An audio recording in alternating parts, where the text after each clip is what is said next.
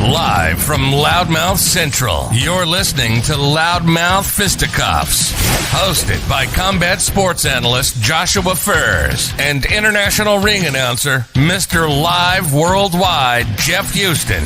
Half sports show, half comedy show, and half conspiracy show. 100% in your face.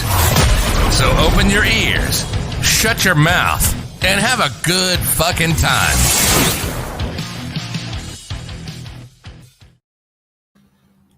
Half comedy show, half sports show, half conspiracy show, 100% in your face. It adds up. Guys, I am Joshua Furs. That over there, got it right this time, my partner, Mr. Live Worldwide himself, Jeff Houston. And you are watching the I'm keeping an eye on him. You're watching Loudmouth Fisticuffs. Thanks for joining us. I had a brain fart. I forgot what show I was on because, that's how we do over here. We forget things. We move around. You guys know. You've seen it already. You've seen the show before. You know how we do. You know how we roll. So, Jeff, what's up, buddy? I'm thinking about Man, Bear, Pig. Good episode, South Park. I'm thinking about Man, Bear, Pig. Half man, half bear, and half pig. You got to think about it, man. It's out there. All you need to know is Man, Bear, Pig doesn't care who you are or what you've done. He just wants to get you. Now, if that isn't a threat facing our generation this day, then I don't know what is, ladies and gentlemen. Man, Bear, Pig is a serious threat. I think all this crap that we're dealing with now, COVID-19, Black Lives Matter, the upcoming elections, they all need to be put on hold because Man, Bear, Pig doesn't care about the events of the day. It's a very serious situation, and I think it's something that we need to take serious. I mean, serial. We need to take it super serial. How many people you think will get that reference? I mean, most people understand South. Like, I remember Man, Bear, Pig, and I don't really watch it a whole lot, but between one and Who Gives a Fuck, that's what I'm thinking. I'd say that's an excellent number. I think that number. Let's be honest. How many people are actually on social media? Unless you have big tits, a big dick, muscles all over the place and everything like that, nobody's really following you to any kind of extension. Now, I have 2 out of 3 of that, so I have absolutely no problem. Now, which two? Wait, Jeff, you don't have muscles, Jeff. What do you mean? Oh, I have muscles in Brussels. What do you mean, Jeff? I have no idea. Like I said, we're supposed to go off the rails, and that's exactly what we're doing. We were not meant to be a train that runs on the track, ladies and gentlemen. Josh, you're not a math whiz. Cut it out. No, I'm definitely not. I was more into like science and stuff, but nobody really cares about my academic accolades. Nobody cares about that, and I get it. Speaking of, so it's crazy. The election is coming up. It's already September. And, I hate this time more than anything. I know. What?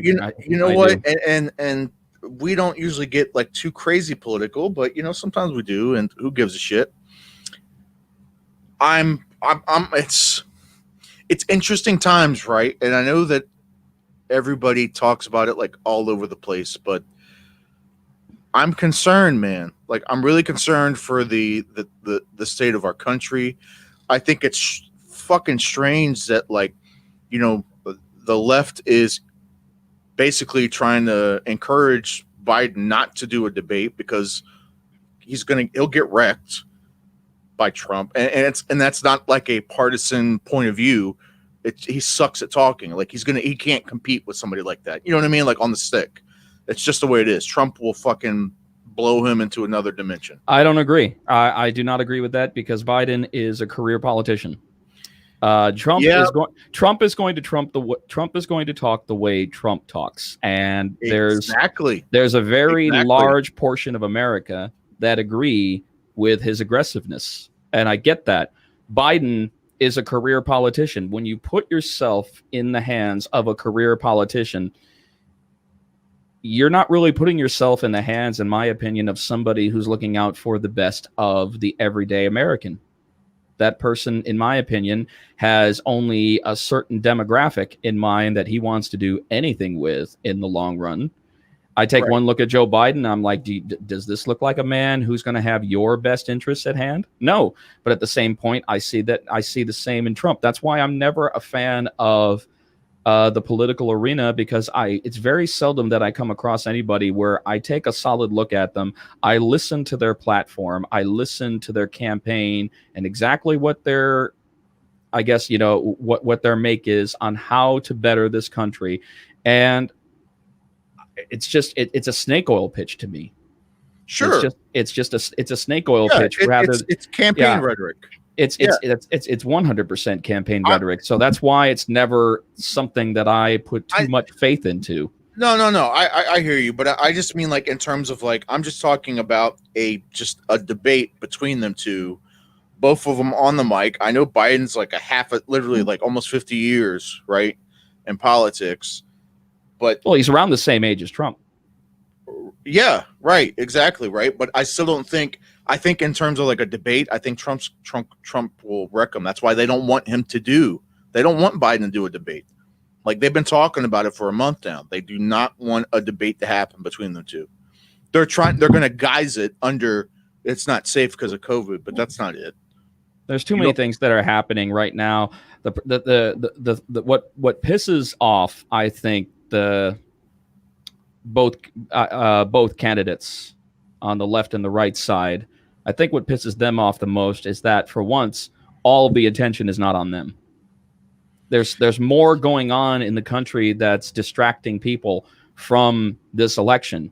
People are more worried about having their shop broken into because of bullshit riots during the Black Lives Matter protesting. People are more concerned about contracting COVID-19 rather than who they're going to fucking vote for who's going to be in office for the next 4 fucking years. It's crazy. That's an excellent point, Jeff. And I don't mean to cut you off, but I do mean yes, you do. But yes, you do. But that's all right. No, but just real quick. I mean, that's a great point, because, like, think about that. It's an election year, but it feels like the election itself is like it's not at the top of the totem pole. Usually, election year, it's the election. Fucking a guy. It's not the breaking story. It's not the breaking story of the hour. It's right. not. Remember last time it was, from like January on, every fucking story was something about Trump or something about any of the other, Democrats. Yeah, something about Trump or Hillary. Yeah, that's all it was from like January on. Now it's like, I mean, we do hear about Biden and Trump, but it's like, just like you said, it's the riots, it's the protests, it's the, somebody shooting somebody. It's not the news of the day. People are starting to actually believe, holy shit, there are things that are more important than that bullshit. And they're absolutely right. They're absolutely right, because there are more. I'm sorry, this just isn't an election year to where anybody is worth my vote. And that's when people start getting pissed off when I don't use my vote. I have a friend of mine, I told you, my best friend, who recently lost his mother. He is a huge Democrat, and he is looking to be a career politician at one point in his life, which I completely believe he will succeed on that. And I mean, it's just the way that it's just the way that he approaches anyone when they don't vote, and trying to convince people to vote out one of the lesser evils. Right. And as a registered voter, which I am, I think that is the worst way to use your vote. I think that if you are not convinced that the right person is there for the job, well, then guess what? Don't use your vote, because your right to vote should be as much celebrated as your right not to, because America's a two-way street. If you're going to respect someone's right to vote, then you better be damn sure prepared to respect their right not to vote. But then again, everybody's going to make you feel bad saying that, oh, you're not voting, you're going to have to put up with whatever comes your way. You're going to have to put up with whatever comes your way, making it seem that it is 100% your fault if you don't cast your vote, and it just isn't so. Not one vote. Maybe we're talking tens upon thousands upon hundreds of thousands upon millions. Yes, then we're getting it. But you know as well as I do, Josh, that the majority of the American public does not vote. No, I think it's like... It's a very small amount. I think it's like less than 30% or something. Think about that. Yeah. Think about that. Less than 30% of the able voting community, and we're talking registered voters from American citizens, less than 30% end up casting their vote about who to put in the White House, who to put in Congress, who to put in whatever. That's sad. That's just sad right there, because the problem is that there's a lot of young people that still don't get out there. They'll go to the protests, they'll go to the campaigning, but when it comes down to go to the ballot, there it is. But then again, they have that right to do so, because if you feel that your vote, if you don't feel that there's the right person for the job, then don't fucking vote. If you feel that there is, then do. It's a hell of a lot simpler if you put it that way.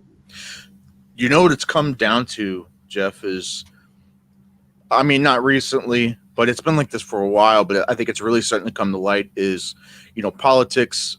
It's no longer, saying you're Democrat or Republican and voting one way or the other. It's no longer about, like you said, wanting the right person, for the job, wanting the right person in the White House. It's being left or being right and playing politics. It's all about wanting to sit at the cool kids table. I think I've said this before and I've gotten slack for it, but I really do not give a shit. This isn't show theatrics. You take these people that are, at the protests and at the riots and stuff like that. And then both sides, this applies to both sides. This doesn't just apply to the left, right? You take these people that, the people that go to the Second Amendment rallies and all that, no problem with it, right? But these people, they show up because a lot of them show up because it's a cool thing to do. It's something they can post on their social media. It's like buying that new, the newest Gucci outfit. It's a trend. It's a fad. It's a trend. It's something to post on their social media. It's something to make them look cool, rather than believing and being there for the cause itself. Right. And I guarantee it, man, because these people come out in droves for shit like this. Like people who don't care 364 days out of the year, all of a sudden, hey, man, our second right's being trampled on, which I firmly agree with the Second Amendment. So don't get me wrong. But what I'm saying is these people don't give a flying shit the other days of the year. And all of a sudden they want to do it because they want to appease a certain, I don't know. They want to look cool. They want to look good. And the same thing. Yes. And the reason for that is, Josh, is because our American school systems have failed us almost completely and totally. Because if we actually had, it's kind of funny, for a world superpower that the United States has always been known as when it comes to our scholastic achievements across the world, we are the redheaded we're the redheaded stepchild in compared to others. We are getting off of the short bus. If we were able to have countries like China and Japan and places watching who may ride the short bus. Sorry, Jeff. We're not talking specifically about you. If you want to go ahead and take that offense, guess what? You have the right to be offended, and I have the right not to care. Remember, I said that. That's right. That's right. You think that I would get on any social media live platform and not have my 6-shooters? Oh, fuck yeah, I do. I'm a quick draw motherfucker. I'll come after you, but I'm not really worried about that. What I am worried about, like I said, is I think for a world superpower, our school systems are failing miserably, and they have been failing miserably since the 2000s. In fact, even before then. And I think that's right there. That is a big problem that we have overall, because we are turning out less intelligent and less educated and less informed Americans.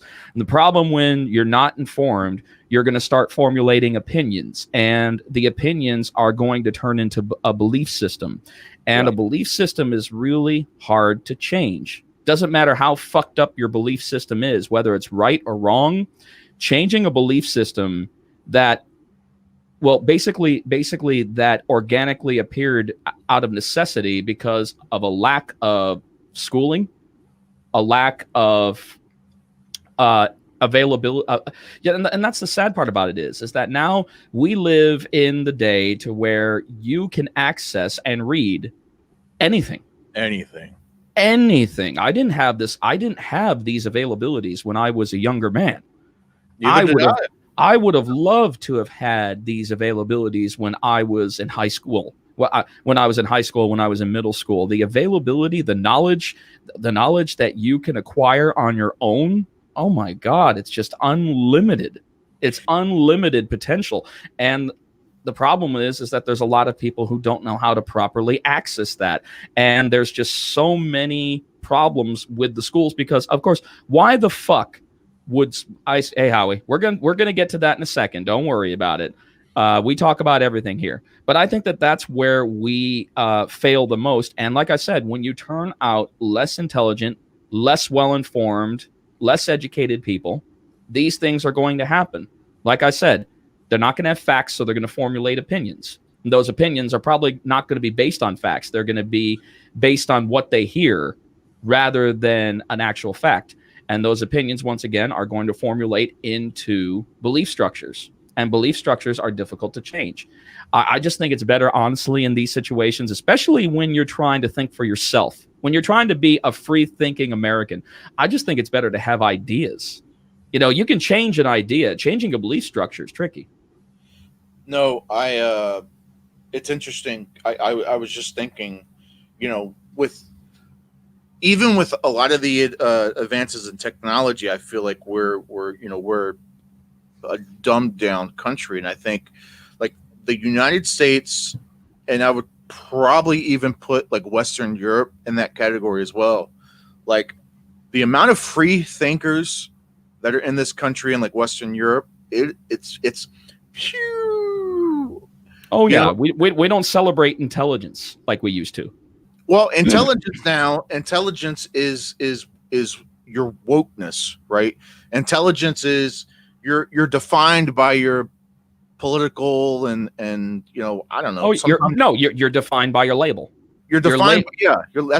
Your labels define who you are these days. Think about, you know, back when you were younger, even when I was younger, right? So we didn't have fucking cell phones. We didn't have GPS and a map at our fingertips. We didn't have a Google where we could literally look things up. No, we had to read and talk to people. We had to read and we had to store that information. Like people probably like my age range and older. Remember, like when someone used to ask for directions, we used to be like, "Oh yeah, you know, you take 2 blocks up, go down 2 miles, blah blah." You had to pay attention, or you get fucking lost. Now you don't have to pay attention. Where the fuck they're at, other than like their house and the grocery store. They don't know what but you push a button, boom. You push a button now, boom. You've got where you know where you're going. You absolutely know where you're going.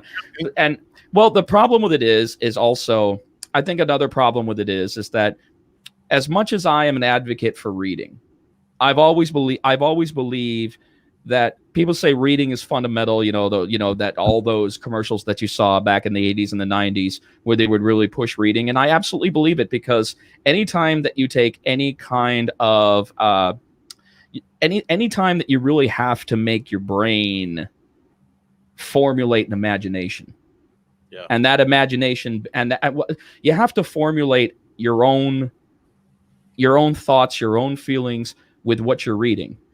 Yeah. When you sit in front of a television, when you sit in front of a computer, when your face is lit up by the glow of your smartphone, you don't have to formulate that. It does it for you. It does it for you. But you know what? And I'm guilty. I'm guilty of that. I mean, honestly, I watch more television, spend more time on my phone and on my laptop than I do behind a book. But every now and then I'll sit down and I'll actually read a book with no pictures, mind you, of course. It's not And pop-up. and I will actually feel it's weird. It's almost like you feel like a steam coming off. It's almost like, you're pouring cold water over hot metal, and you see that steam rising off because your brain is like, ah.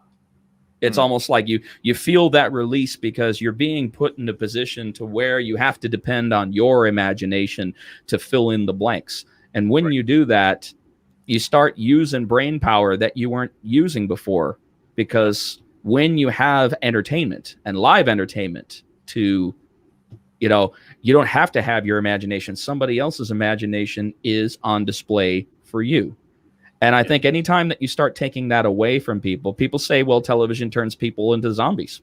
They're absolutely right. It does. It also shows that you don't have to have, like I said, you don't have to have an imagination. Just depend on ours. Yeah. Just depend on ours. And that all feeds into, I think, the environment we're in now, right? With hell, Jeff, I can remember, I can remember 10 years ago, man, where like the term mainstream media was only used by conspiracy theorists. No one really said that term, mainstream media, right? And then like all of a sudden it's like, once like a little bit before like Trump got elected, he started using it, and now mainstream media is everybody says it. Mainstream media, and it's such a huge fucking problem, man. It's a huge problem because people think that they are like in the know, or they're one up on somebody, and they think that their political acumen is, better than someone else's simply because they tuned into, CNN and Fox News, so on. Yes, so but everything's tied into the media. That's the problem. The media basically has its hand in everybody's pocket. It's not just, the media, I believe the media is more powerful than any political candidate will ever be. The media has its hand in everything. Lamestream media, I like that. I like lamestream media, but that's the problem. The problem are these huge media companies, these huge corporations. I mean, honestly, you want to be scared of someone? Be scared of someone like Jeff Bezos. Be scared of someone like Bill Gates. These people are about 1,000,000 times more powerful than Donald Trump could ever be. Their influence, their reach. I'm sorry. I'm sorry. I know that this sounds conspiracy theorist. It may even sound paranoid, but it's the truth. No, it's not. It's the truth. If somebody takes, instead of like saying, "Oh, that's just conspiracy talk," if they took 5 fucking seconds and went to Google, use that smartphone that's already in your hand, anyways. Mm-hmm. Use it. Go to Google. You can literally like research 99% of the stuff, and then when I really started. I don't know, like right after, I'd probably say when, I was probably more Democrat up until George W. got in the office. And it's interesting. I started learning that the right left, I'll use a good old fashioned conspiracy term, the right left paradigm, right? That it's just like everybody, it's football for most people. Like that's their favorite football team is the right, and that's my favorite football team is the left. And I know I don't like you because you're from the other team. And that's honestly, that's the problem right there. That's the big problem right there. Like so many of these people that I see on social media saying that if you're a Trump supporter, don't even bother. Don't even fucking bother. Or, you're having a conversation with someone and you happen to make small mention that you're a Trump supporter. And this person automatically cuts you off and automatically thinks that you're a horrible person because of who your political affiliation is with. And I think, I'm sorry, I want people to listen to me out there, and I want you to hear me good. If you're the kind of person who condemns a person because of who they choose to vote for, Fuck you. All right? Seriously, fuck you. That is the wrong thing to do. I'm right there. That is what puts the divide. That's what divides. That's what pushes the divide. That's what pushes the divide even further. And you know what? And just to kind of tag on to that too, Jeff, is I support what you're saying on both sides. Meaning, like, I don't think it's any better when, like, either side does that. I think it's fucking childish. It's immature. And to say, like, oh, you voted for Obama, you fucking socialist, somebody, like, or you're part of the problem, or you're you're part of the problem. It's I've always found that the truth is somewhere in the middle, which is why, like I said, when I really, right around the time when George W. was in office, and I really started figuring shit out, like, it's two heads of the same fucking snake in most cases. Like, it's the same fucking master.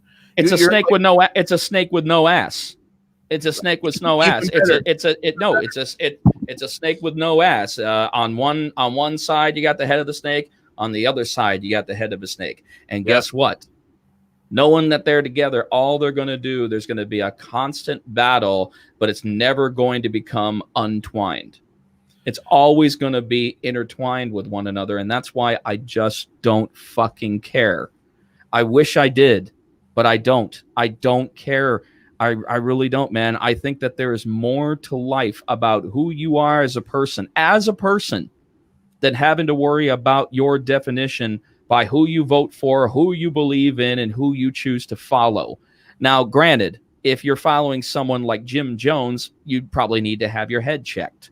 Hey, if that's, I respect your right to follow whoever you want to. Just be prepared for what comes your way. Be prepared. Do you mean Alex Jones? No, Jim Jones. Oh, okay. No, I'm not Alex Jones. Jim Jones, who spiked the punch. Oh, yeah, okay, yeah. Sorry, Jonestown. I got you. Yeah. Okay. Well, there's an old saying. Be careful when you follow the masses. Sometimes the M is silent. No, I agree with you, Howie. I think it is worse on the left than the right. I just don't. I don't equal. want people to. It's never equal. It's never been equal. It does happen on both sides, though. Like, I think that's a reason why. I wouldn't call myself, like, I'm not the biggest Trump supporter, but, like, I do support him in several issues, right?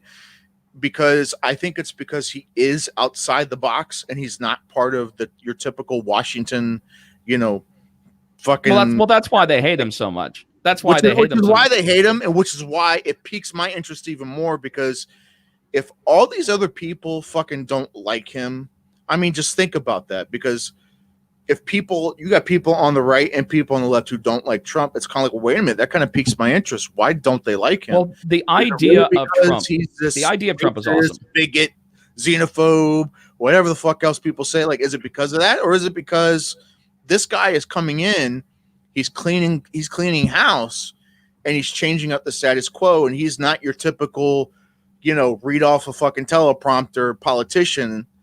Like, you could just tell with him, and I get it. He's not the best fucking. The idea is fine. It's just the practice. The idea is fine, but like I said, the final product may not necessarily. And a lot of people have said that he's done a lot of great things, and then there are those who said that he's done a lot of bad things.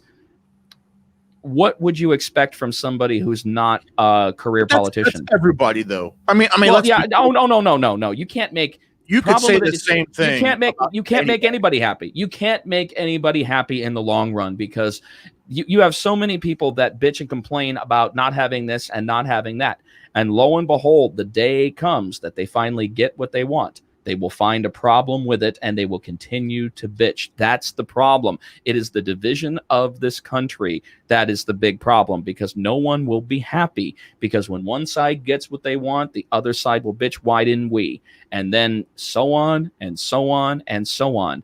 Because the fact that we are as divided as we are with the extreme left and the extreme right, we're never going to eventually agree on something. And even if we do agree on something, people are going to be holding it in saying, I shouldn't have fucking done that. I'm just doing it. I'm just doing this to keep up fucking appearances. And that's the biggest issue that we have.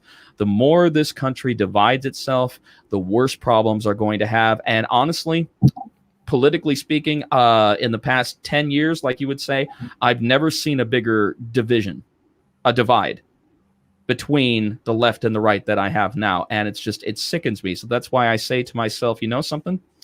I wash my hands of it. I want to deal with what makes me happy.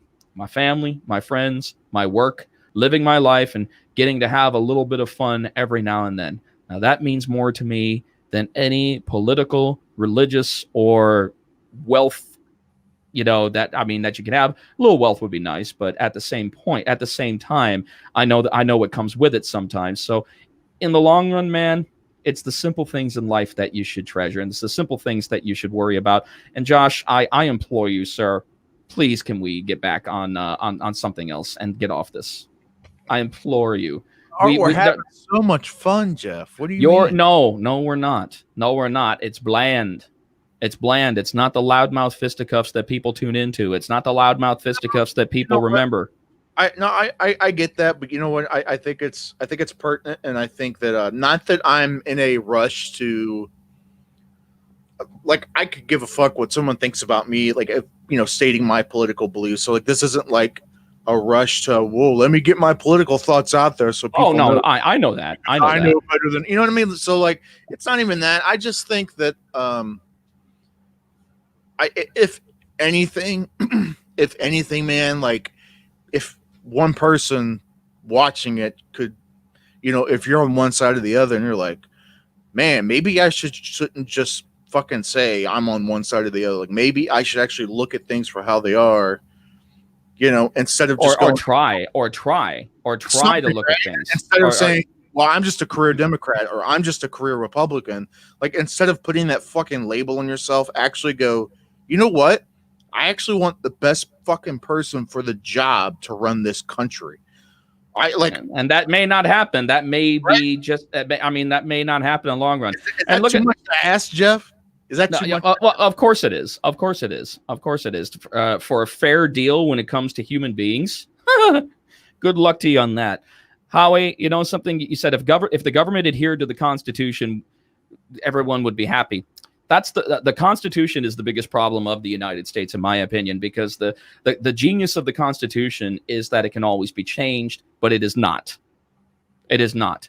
The Constitution, the problem with the Constitution is that the Constitution has the ability to be updated to modern times and the modern needs of American citizens, not necessarily to the needs that were met in the 18th and the 19th centuries. A lot of those, and of course, there have been amendments that have been made over the years from year to year to year and such. But I just think, honestly, a lot of that thinking needs to be changed for the better. And I think that you update the Constitution to, basically to represent modern times. And I think we're going to have a lot. I think we'll see better things. And one of the biggest things, and I've said this before, I honestly think what will really help this country is putting term limits on Congress. That's one of the biggest things. I think, honestly, everybody's saying that it's all about the president. And I'm like, no, it's not. No, it's not. Look how many members of Congress there are. And look how many members of Congress are there, have been there practically for life. And a lot of these people have just the wrong stuff. They have not evolved with the times. And their way of thinking doesn't equate out to 21st century government.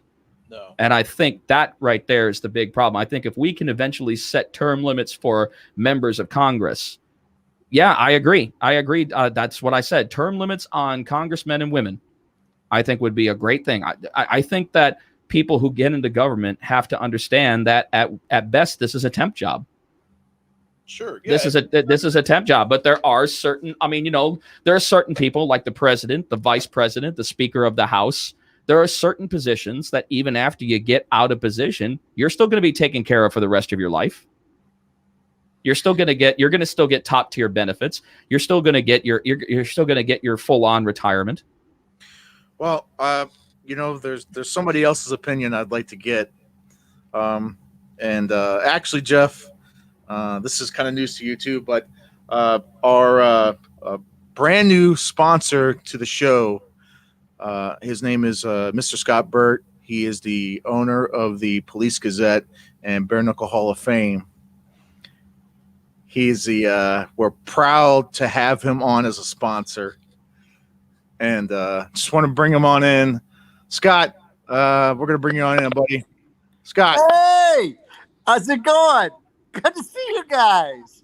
How you doing? Jeff, Jeff, He's out. He's out. He's out. He's whining. He's crying. There he is. Now, Josh, we had an agreement, remember? Yes, sir. Yes, sir. The agreement was every 10 minutes, Houston was going to say, and this episode of Loudmouth Fisticuffs is brought to you by the world's #1 shoe king, Scott Burt. Let's hear it, Houston. You couldn't pay me enough money. Let me just go ahead and let me answer that specifically for you, Scott. No. I've already cut a deal with Josh. He says if you don't agree, you're out. And I'm in. Oh no. Jeff. Oh no. Jeff, when I say this, it's just business. It's not personal. Business, baby. This is money. It's just business. Nothing personal about it. No. Yeah, there is. No. I'm sorry. I know when I'm being sold fertilizer. I just want to hear Houston. How much is it, Josh, for Houston to every 10 minutes say brought to you by You don't have the money, #1 sir. shoe king You of don't the have, world, you by the you'd number you'd have to two you'd have to king of the world. liquidate most of your possessions from your home in order for me to do that. I pay you what Houston is worth. What's Ted DiBiase say? Everybody has a price, right? Yep, that's right. Everybody has a price. Yeah, but you know something. I bet Scott would be just like Ted DiBiase. He kicked that basketball out of that kid who was dribbling it just so that he could hold on to his cash. Oh, I don't think so. Scott Burt Why not? Scott Burt has become a toxic, evil person within the bare knuckle community. So what's up, guys? What's new anyway? Hey, we were just kind of touching up on a little bit of political banter. That's all. That's why he actually called in, because it was pretty fucking boring.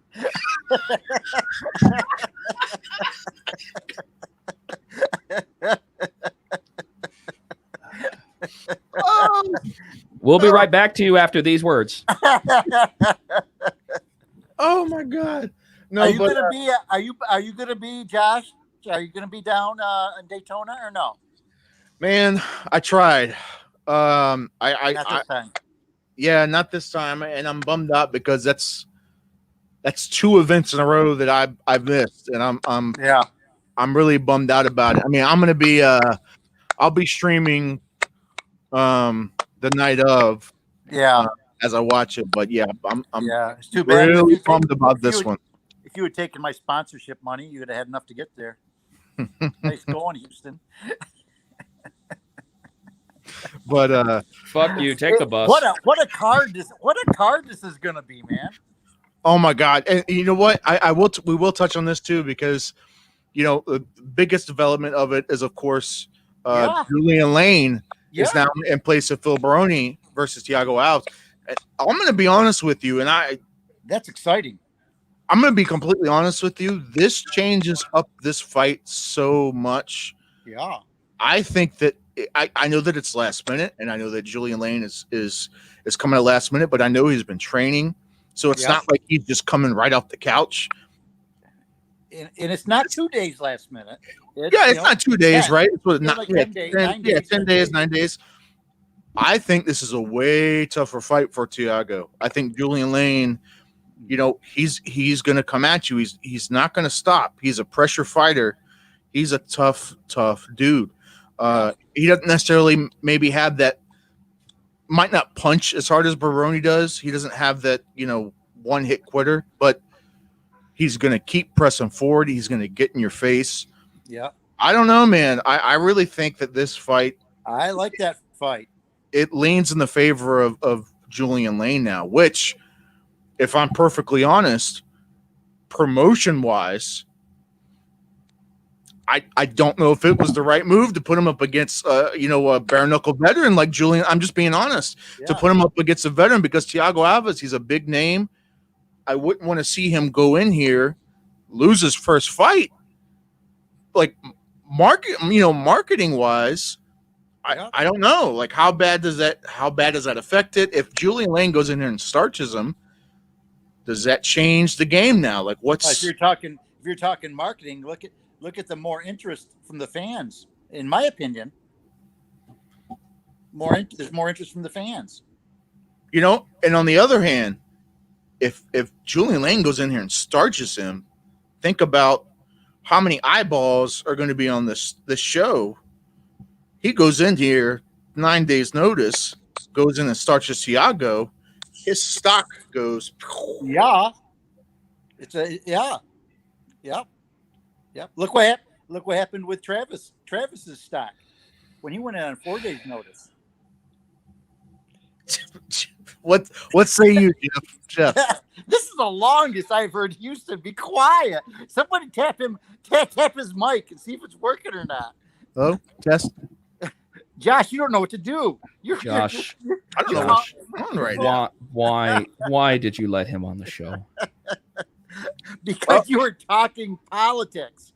Mr. Burt paid for his spot. I'm not saying that I can be bought, but Mr. Burt he's a friend. He's a friend of the show. There you go. A friend, it's how many times have I saved this show? See, he's an agitator. I swear to God. He thinks I have not heard you say this he thinks he's Daniel LaRusso. He's like the fucking Karate Kid, man. He's just so entitled. Jeff, what do you go? Speaking of entitlement, okay, let's talk about the self-proclaimed world championship belt. I knew he was getting there.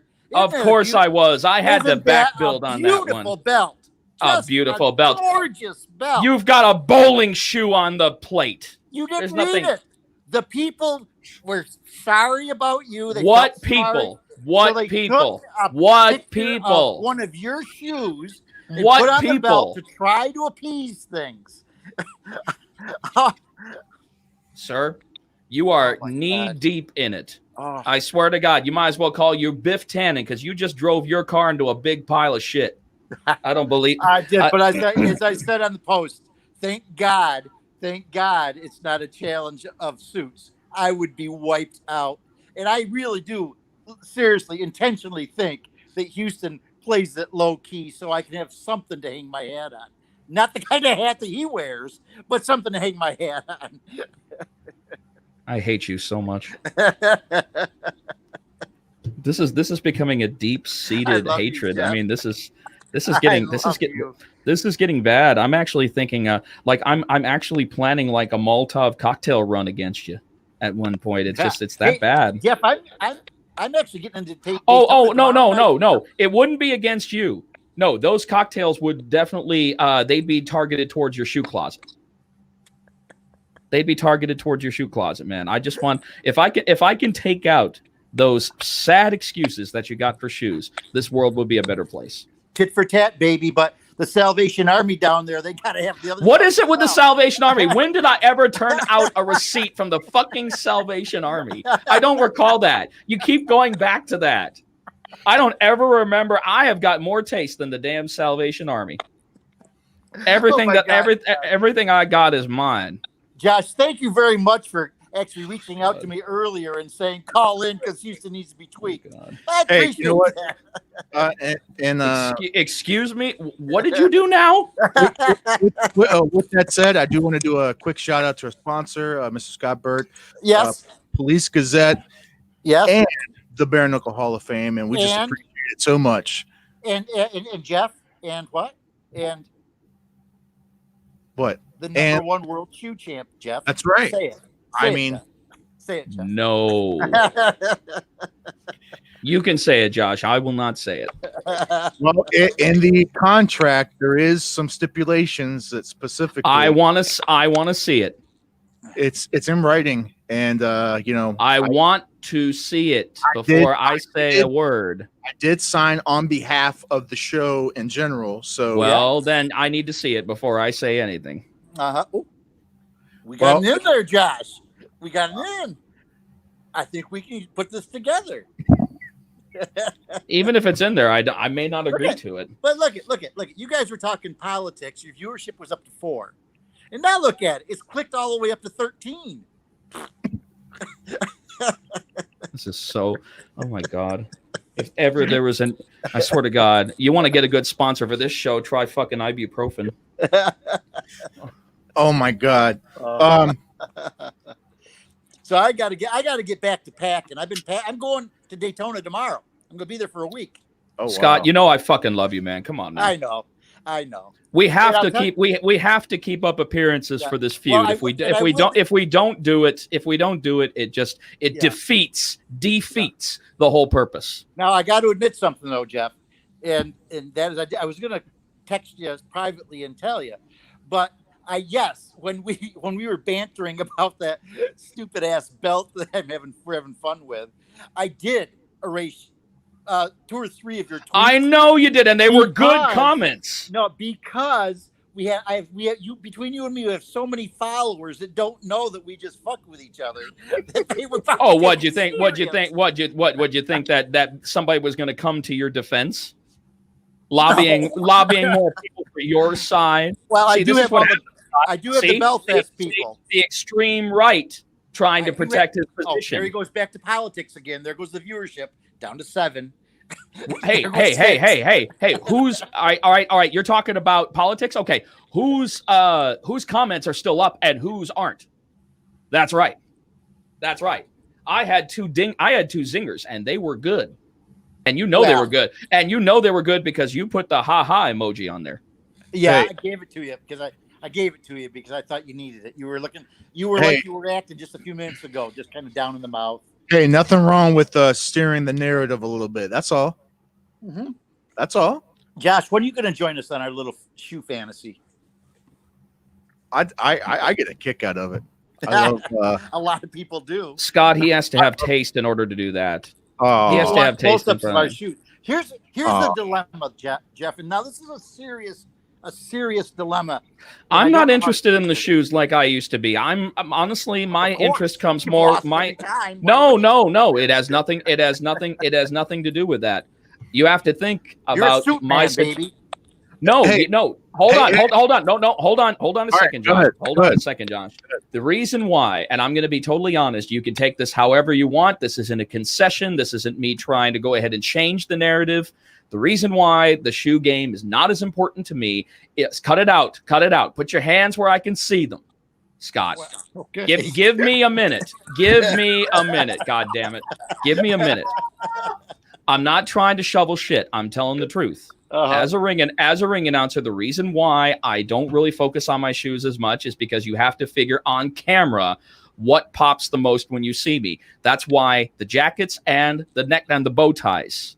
I put more in, and the new bow ties, the inverted bow ties that I'm now introducing, and I'm the only one in the world. And I'll tell you this is the truth. I'm the only ring announcer in the world that wears inverted bow ties as of right now.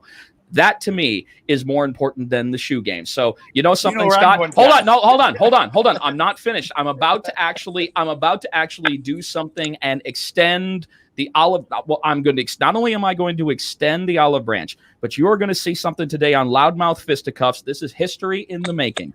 Believe it or not, I am passing the torch. I am done with the shoe game. I am done with the shoe game because I now know where my efforts need to go. And you know something? If somebody is going to do the shoe game, then somebody who actually makes a fucking championship belt for the shoe game. The people made it. I am going to tell you what. I am going to be the bigger man, and I am going to put that belt around your waist and raise your hand and say, ladies and gentlemen, here is your new undisputed shoe champion, Mr. Scott Burt. Oh, and there's my sponsorship, Josh. We did it. We'll take it. Close enough. Close enough. Now, number one. Hey, that's okay. I'll blur that out, Mr. Burt. We appreciate Yeah, the sure you will. I'll blur that. Now, Jeff. That was painful. So I am passing the torch, and I am No. saying, you know something, I am concentrating on what is more important to me, and that is my jacket game and my bow tie game. I'm out of it. Beat your jacket game. It's unbeatable. But I gotta tell you something. We haven't been at the shoe game enough, and we haven't had enough differences in the shoe game for it to really even be. Honestly, right. Honestly, our war with words has been more than our actual shoes. Yes, in the fans. You've only had so many shoes that you brought out. If you want to go ahead and look at it from how many pairs over a span of 10 shows have we actually done? Not that many. Not that many, no, but not that many. So therefore, it's really more of the war. It's buying though. The war of the words. It's really more of the war of the words than the war of the shoes. Yes. But keep the belt. I've got a mausoleum with a shelf on. I got to fill them up with red shoes. Keep the belt. Now, keep the belt. I will acknowledge that. Now, Josh and the fans are actually going to get sick over this because they're going to think that we kind of like each other here. But keep it kayfabe. Keep it kayfabe. But I respected your bow tie game so much that I had a special Hall of Fame bow tie made for you. Oh, I'll wear it. Well, only maybe on one of the lower class shows because I know you really bring it with that bow tie. It's a wooden bow tie with all cutouts with. Ooh, I want to see it. Hall of Fame symbol on it. Nice little storage box. It was just from me to you. I didn't want anybody to see it because I don't want anything. I liked you. Yeah. Who would want to think that? Yeah. I mean, if we're gonna sell a feud, I mean, love and friendship is the last thing that they want to see. Right. Thank God nobody watches this show. I mean, you know what I mean? Oh, come on, that's messed up. Josh, are you gonna put up with that? He's like, well, he's the sponsor, so he's paying. So yeah. Hey, well, once again, shout out to our sponsor, Scott Burt. Please do that Bare Knuckle Hall of Fame. So we appreciate your sponsorship, sir. We're proud to have you. And Jeff, I already said it once. I'm not saying it again. All right. Well, I'll leave you guys to have fun. Thank God. I felt it was like oh my God, nails on a fingerboard on a chalkboard. Listening to you guys. Nails on a fingerboard. What the hell is nails on a fingerboard? About that damn politics, left and right, and this and that. Oh my God! Get back to somebody punching somebody in the face and drawing blood. Hey, I was trying. Yeah, like I want to do with you right now. Well, I think Damon Feldman has reached out to me about a celebrity fight between you and me. That wouldn't be a fight. That'd be a slaughter. Well, he wanted you just to wear shoes, and I said no. I'm not getting in a ring like that. Wait a minute. Just shoes, nothing else. We want to keep fans there, not scare them away. I think we can all agree on that. I think that's one thing. Nobody wants to see that. The ladies, for me, maybe, but no.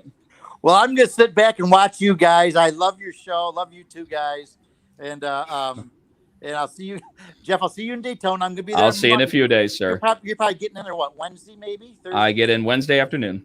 Okay, I stay till Monday, so we'll get together and we'll buy some sushi and send it and put it on the show's tab. Okay. Probably so. Have a good one, guys. All right, Scott. Bye-bye. What the fuck is wrong with you? What the fuck is wrong with you? Hey. This is supposed to be a partnership on this show, and you drop him in. Hey. You drop him in. Are you serious, man? Show me the money. What do you mean show you the money? I'm showing you something that's more painful than a visit to the dentist's office. Hey, if we could, let's put that water under the bridge, Jeff. Let's move forward. Oh yeah, like what, nails on a fingerboard? Listen, like Scott likes to say. Hey, quit living in the past, Jeff. Let's move forward. I can't help it. It's just his. It's a new era. It's on my clothes. In all seriousness, we do love Scott Burt. That was fun. I always have a fun time. If I can't sell the feud, then what the hell? I mean, the feud is still going to be there, and I finally decided that the shoes to me aren't that important. But the problem is that Scott has been on this crazy campaign about his shoes, but when it comes down to it, there are only so many pairs that he's actually worn to claim that they're better than mine. I mean, it's a very narrow margin in the at least, because he's not coming out with pair after pair after pair after pair. I mean, these are AliExpress buys at best. Oh my god, I don't even know what that means. Well, that's when you decide to what I'm trying to remember. What the fuck is the name of it? I've got it right here on my phone. Payless? You talking about Payless? No, not Payless. Hold on. I'm talking about no. It's an overseas. You know what DH Gate is, right? No. Or how about Alibaba.com? I've heard of that. All right, Alibaba.com, DH Gate, AliExpress. Those are all basically the same ones. Basically, what it is that they're just it's buying retail by skipping the middleman. It's absolutely, and it's also the best place where it's also the best place where you can buy knockoffs. Sure. Where you can buy knockoffs, to anything. And, that's what I'm talking about. But only so many people who have actually shopped there get the reference when I say it. But no. I got to sell. I had an opportunity. I had a genuine opportunity to have a feud with someone. Scott, he's an old man. He doesn't know what he's doing. He's up way past his bedtime. So it just makes so much easier for this feud to ensue the way it has. Let us. It's been quite a while now because we kind of fast forwarded. Thoughts on Lane being the replacement? Like I said, I'll just rehash my. All right. Now I get an opportunity to say something. Say something about that. I am crazy excited about this because. It's not that I'm not a fan of the New York badass Phil Baroni. Sure. However, I always know that Julian is always the one who always wants a fight. It doesn't matter who. It doesn't matter when. It doesn't matter where. I mean, how the fuck do you think that this man came synonymous with those famous words, "Let me bang, bro"? What weight class is this going to be in? Because he usually fights so. Julian Lane usually fights at 165. I mean, he fought Jim Ellers at 155, but typically, I think it'll be 165 because Thiago's big. Well, Thiago, I believe, was fighting at 170 in UFC his last couple. Well, he might be. It's either going to be 165 or 175. I'm just curious. Well, I would imagine. I think it's going to be 165. I think it'll probably be 165. Because that's not too much of a cut for Thiago if he's fighting at 170. I mean, it could be 175. I'm not sure. I haven't seen a weight class assigned to that fight, but I think it's going to be a great fight nonetheless because Julian Lane is another one of those guys who wants a fight anytime, any place, anywhere, and I have to believe that he has been keeping himself in show shape because I know that he's another one that is, waiting to get the call. And this time he did get the call, and he ended up making the main event. And I think that this fight is going to be much more exciting. Oh, Josh, before we get into the card, we need to go ahead and talk about something very exciting. I'm going to tell you, finally, ladies and gentlemen, it was only a matter of time before they crossed the pond to come represent Bare Knuckle Fighting Championship, and it has happened. We have got two signees. The first one, the most obvious, coming back to the heavyweight division, the Mark Hands of God Beer. I'm so excited to see him back in the heavyweight spot. But this next signing, cut it out. Will you sit the fuck still? Jesus Christ, man. You're not squaring up to fight anybody. Jesus Christ. But anyway, the next one, Josh, I have mentioned this name several times on this show. I have mentioned this name on many social media interviews when I am talking about the ones who I believe in the bare knuckle fighting industry that are just going to dominate that they're absolutely going to take it over. And we finally got the one guy who I believe is just, he is going to destroy his weight class. It's going to be interesting. And I am talking about in my opinion, the Conor McGregor of bare knuckle fighting, but he fights a hell of a lot better than Conor does. And I'm talking about Tyler Goodjohn. Welcome to Bare Knuckle Fighting Championship. The minute that I started watching this guy from BKB, I knew there was something special about this guy. I knew this was a fighter that had a different interpretation on what it is to be a bare knuckle fighter. Yeah. The guy has not only the look, the swagger, the intelligence, but he's got a different bare knuckle fighting IQ than a lot of other people have. This guy has a head on a swivel. When he is in the clinch and he is in there fighting, I have never seen a bare knuckle fighter move the way he does. It's fucking different. It's beyond different. It's inspiring is what it is. It's somebody who's taking the sport and in his own way, making it his own. Because he's putting his brand and his personal touch on it. No one else can be like Tyler Goodjohn. Yeah. There's only one. There's only one Tyler Goodjohn. And I was a fan of his from the first moment that I saw him, because I said to myself, this is a guy who gets it. This is a guy who can rap on the mic. This is a guy who could fight you and has legitimate fighting skills. But not only that, this is a guy who also on the defensive can get away from you. But not get away from you. But check this out, Josh. This is the cool thing about him. It's not that he gets on his bike and runs. He stays. He defends himself in the pocket. He defends himself in the clinch. When he is avoiding those shots, he's not running. He's staying in there. He's in the danger zone, but he's avoiding it because of his head is on a swivel. His rope-a-dope game is incredible. What is he, 145? He's either 145 or 155. I believe he's 145. Yeah, I remember that, Scott. Yes, he did. He did. Well, I agree, but I also, what that tells me also is how terrible they treated him. That I mean, when somebody doesn't give a shit, think about that. When somebody does something like that, they absolutely have they don't care at all what kind of repercussions that could happen to them by burning their property, by burning that property. I mean, honestly, kind of reminds me of when Medusa dropped the WWE women's belt in the trash can. But I think this one was a little bit more meaningful, because watching that belt burn, there was, I'm going to tell you something, there was an interesting kind of calmness about it. That video, for being an amateur video shot by Mark, that was actually very well done.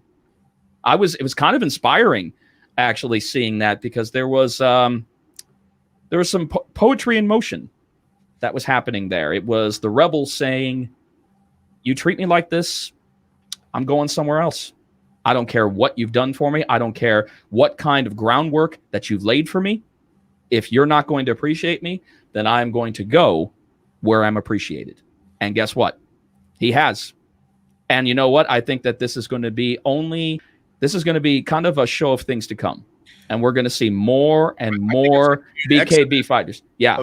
UK guys, it's going to be an exodus, because it is. I think, especially with Godbeer, because he's kind of he was the first big one, right? And then I know Tyler Goodjohn has been in talks for a while, but then he was tied up in his contract with BKB, and but I think Mark Godbeer, what he's done is I agree, Jeff. I agree. Mark Godbeer did exactly what was needed. Yeah, right. I agree. Mark Godbeer is I think in the future of just bare knuckle in general, I think he's going to be kind of known as that Pied Piper for all the British, the UK. He's the Roddy Piper of bare knuckle. Right. He doesn't give a shit. Yeah, he absolutely does not. And you know what?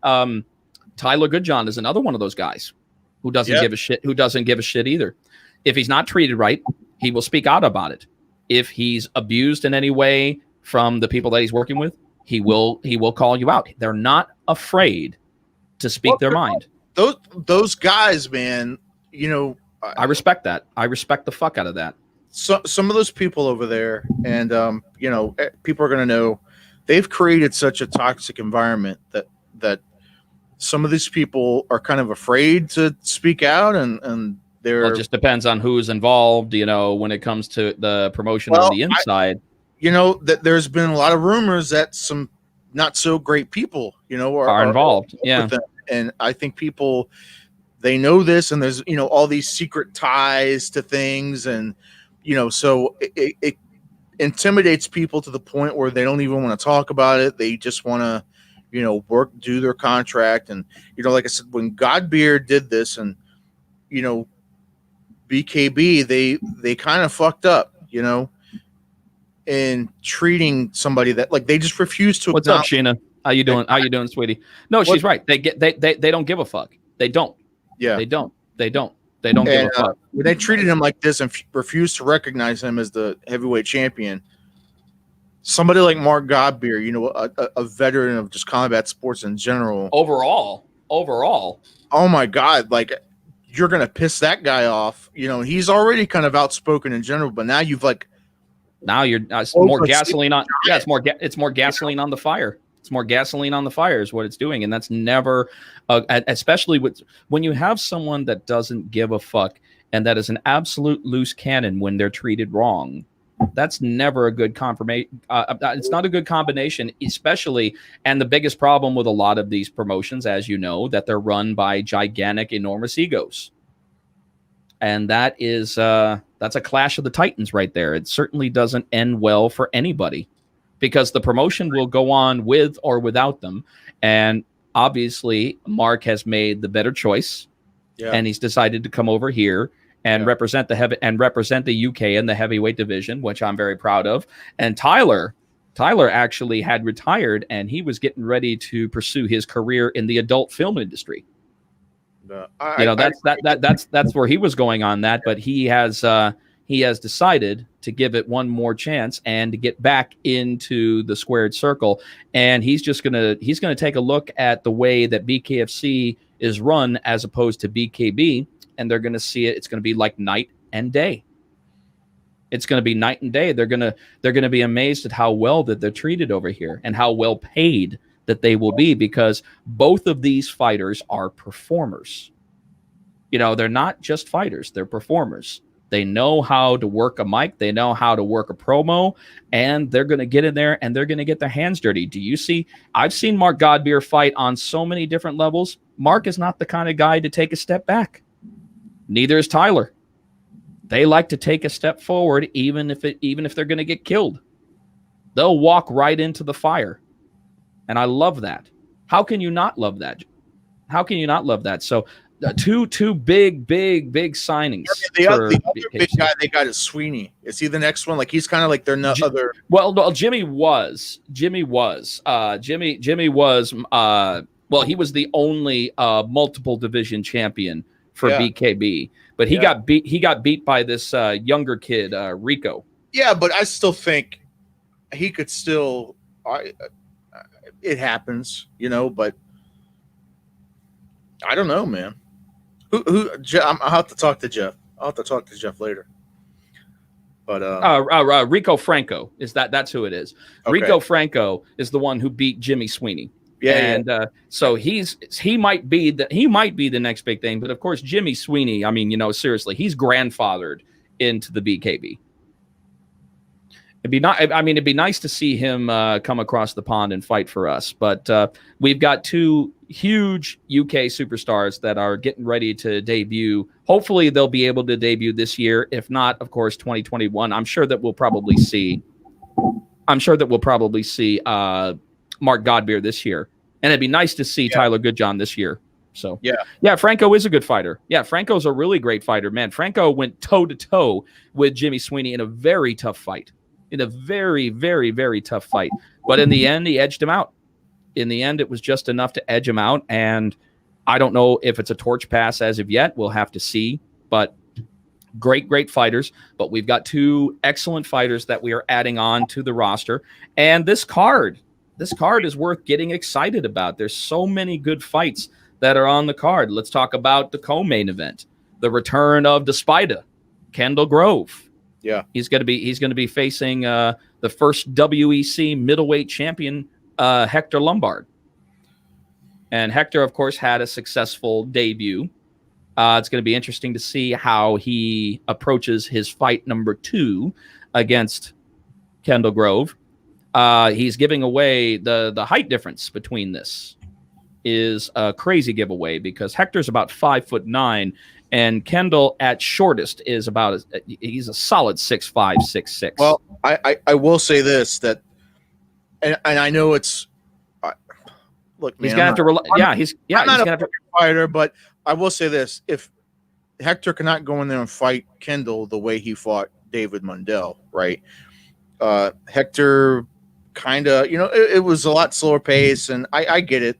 It was his, the first fight in BKFC, and I'm sure there was some nerves. You're fighting this young up and coming kid and David Mundell, but he's got to stay active and stay on the inside with Kendall Grove. Otherwise, I can't see him. He has no point but to stay on the inside. He has to. Otherwise, Kendall could pick his shots all night and just stay on the outside. And I just, to make this fight exciting and to make this fight more in Hector's favor, he's got to stay on that inside. He's going to have to eat some shots and just play fucking dirty with him. Like that's the game. Well, that's the game plan. He's going to have to rely on clinch fighting, and he's going to have to rely on power shots, blunt force trauma on the inside. And I think that if he is able to control the inside, that he'll be able to control the tempo because even though that I love Kendall Grove has shown that he can be knocked out. Sure. Kendall Grove has shown that he can be knocked out in bare knuckle, which I know Hector Lombard is going to be focusing on. Sure. So he can be. So if Kendall can keep the distance and keep his chin down and head moving, you're absolutely right. It'll be it will be a long fight because he'll be making him work. Because if you cut off his inside game, then he's gonna have to use more and more horsepower, which means that he will eventually tire out faster than Kendall will. So you're absolutely right. If Kendall can control the outside game, he has the advantage in this fight. I agree with that too, Howie. Hunt versus Lozano. That's gonna be exciting. I like Lorenzo Hunt, man. I'm always excited to watch this fight. He's a beast. He's a beast. He's just super excited. Like he's one of those guys. I think win, lose or draw. He's going to also be one of those guys that you can always count on to fucking bring it. Win, lose or draw. Absolutely. You see the hunger in this young man's eyes, man, and it certainly gets me excited. All right, let's talk about another fight that is just going to be, oh man, this is going to be Grease Lightning personified with 2 highly accomplished strikers. I'm talking about the Nightmare against Easy Educated Hands, Abby Velasquez and Reggie Barnett Jr. Holy fuck. And that's going to be fun.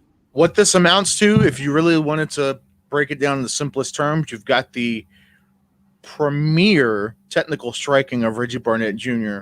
versus, Abby Velasquez with his fucking one-punch knockout power. Well, and his combo. Well, they're both combo fighters. No, I know they are, but I just mean I think really, if you really want to just break this down, super simple. If someone who doesn't necessarily know both fighters and you're new to the bare knuckle game, I don't know why you are. Whatever, download the app, watch the fights. But if you're new to the game, you don't know who they are, you're really in for a fucking treat because, you're talking the 2 different styles. But oh my god, man. They're really they're going to be going for blood though. They're going for fucking blood. They're going for blood. This is going to be. I think this fight's going to be nasty. Well, I just see it. Think about where they're coming from, right? You got somebody who, I think in Reggie's mind, and I don't want to speak for him, but just think about where Reggie's coming from, right? He lost the title to. Not lost the title, but he lost the title fight. He lost the title. He lost he certainly did. He was on that hot streak. They were in the lightweight tournament. him and And then Johnny. he had that performance. Not only that, he had that boring fight against Matt Murphy where he completely outclassed him. He came in against Matt Murphy. You know what? Maybe it's just me. Matt didn't seem like he wanted to be there.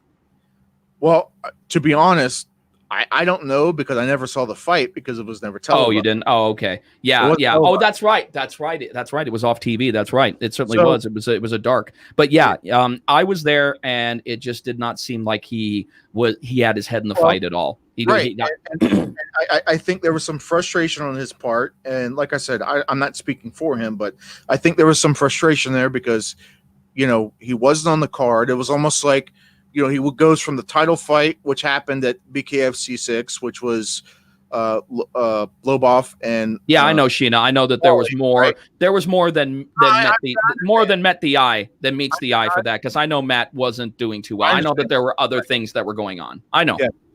But he goes in, he gets this win. Unfortunately, nobody saw it except for the people that were in attendance. Right. I think that Reggie is I think he's the guy that should be next. I think he's one of the best technical fighters that we have in BKFC. I think it should be him versus Dat, and then the winner fights Johnny. I agree. Dat win is, he came in hot, man. He's coming in hot. He's impressing a lot of people. He's so fucking hungry. He's so fucking hungry. But to stay on Reggie and Abby. I think Reggie is really he's this is something to prove here. I think this is something to prove that both of them is both of them, because he's on the top of the card. Absolutely right. Abby, first guy to ever knock down Dat Win, first guy ever. And all of Dat Win's fights comes in, knocks him down. Obviously he subsequently lost the fight, but I mean, my God, what a hell of a freaking fight that was. Well, there was a victory inside of that defeat. Sure, there was a victory because it's one of those situations that kind of remind you of the first scene when Rocky finally fights back against Drago, and they're in the corner. You cut him, you hurt him. You see, he's not a machine. He's a man.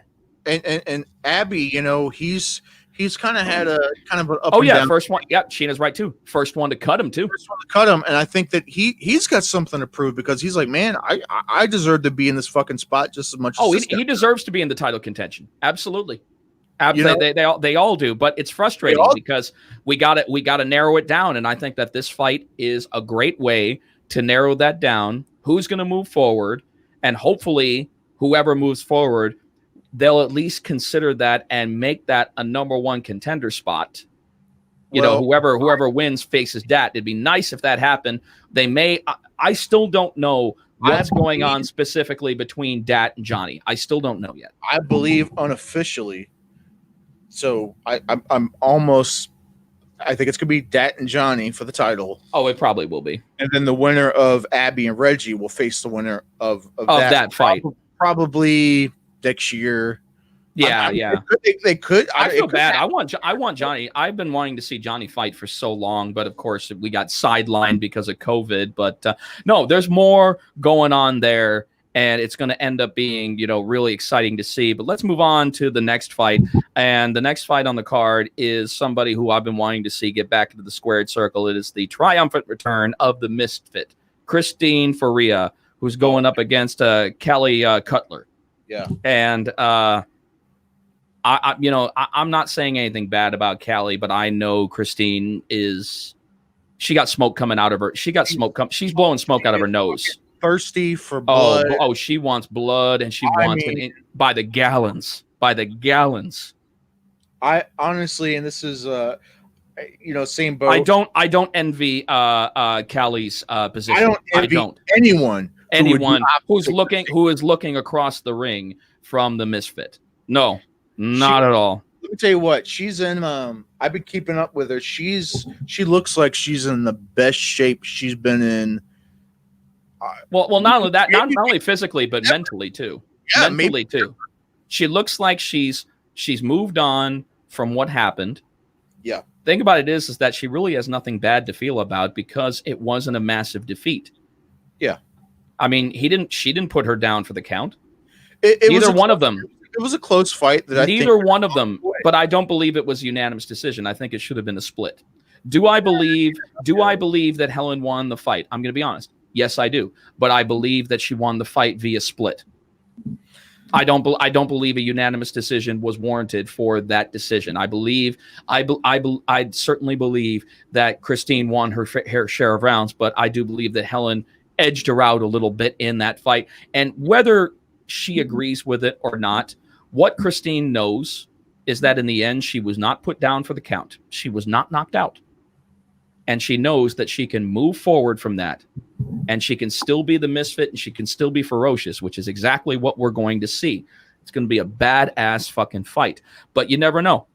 We could see Callie Cutler come out of fucking nowhere. Hey, you know what? And I would never count anybody out, right? And you're absolutely right. I just don't. We're not counting them out. We're just not envying her position. Man, it's tough, right? Because I would hate to seem like one side bias because it's not even like a personal thing. It's just no. It's just with my eyes and with just talking to her and seeing her videos. Well, the warrior that she is. The warrior she is. Up here, knowing where she's at, I would probably say the same thing at just about anybody who was across the ring from her. I'll be honest. If there's bets on this, I would put a prop bet for a first round. Maybe first or second. It's going to be early, first or second round finish. That. And it's no hate. No, Scott, I don't agree with that. I don't think a police could. Nah, I don't think so. I don't think so. Not for a first fight out for a Police Gazette belt. I'm sorry, I don't agree with you on that one, but that's your opinion, and I certainly understand that. Now, Callie Cutler, yes, Callie Cutler trains with good people. That's great. That's great. That's wonderful that she trains with good people, Sheena. But that don't mean shit when it comes down to bare knuckle when you don't have that bare knuckle IQ like Christine does. Christine has that bare knuckle IQ. It is going to be fight. I'm not. Oh, no. I don't think Christine will ever underestimate anyone again because she admitted that she kind of underestimated Helen a little bit and she has learned from her mistakes. So I absolutely believe that she is not going to underestimate anybody who comes into the ring with her again. You know what? And agree with Sheena and Jeff right there. Hey, fuck, prove it. I would be if that happened and Callie came in and ends up starching Christine. Hey, it is what it is. Like shit. If it happens, great for her. It could. This like I said, this isn't. But there's no substitute for experience. Yeah, there's no substitute, and Christine is coming out ahead of Callie on that. Because it's hard to bet against somebody who's had an incredible war like we witnessed with Christine. But I'm not saying that Callie can't come in and give that same war. I just think Christine anybody could right now. I'm going to make the pick on that one. I'm picking Christine for the win on this one. And the way that Christine is going, I predict a knockout victory. I don't know which round. I'm not going to guess. But I predict a knockout victory for Christine. I'd knock out her doctor stoppage because I just think that, even if she doesn't. She is looking for blood, and she's looking for it, whether it's going to be the doctor or her. So I think so that's my prediction. That's my prediction on that one is I do believe that it's that's fair enough.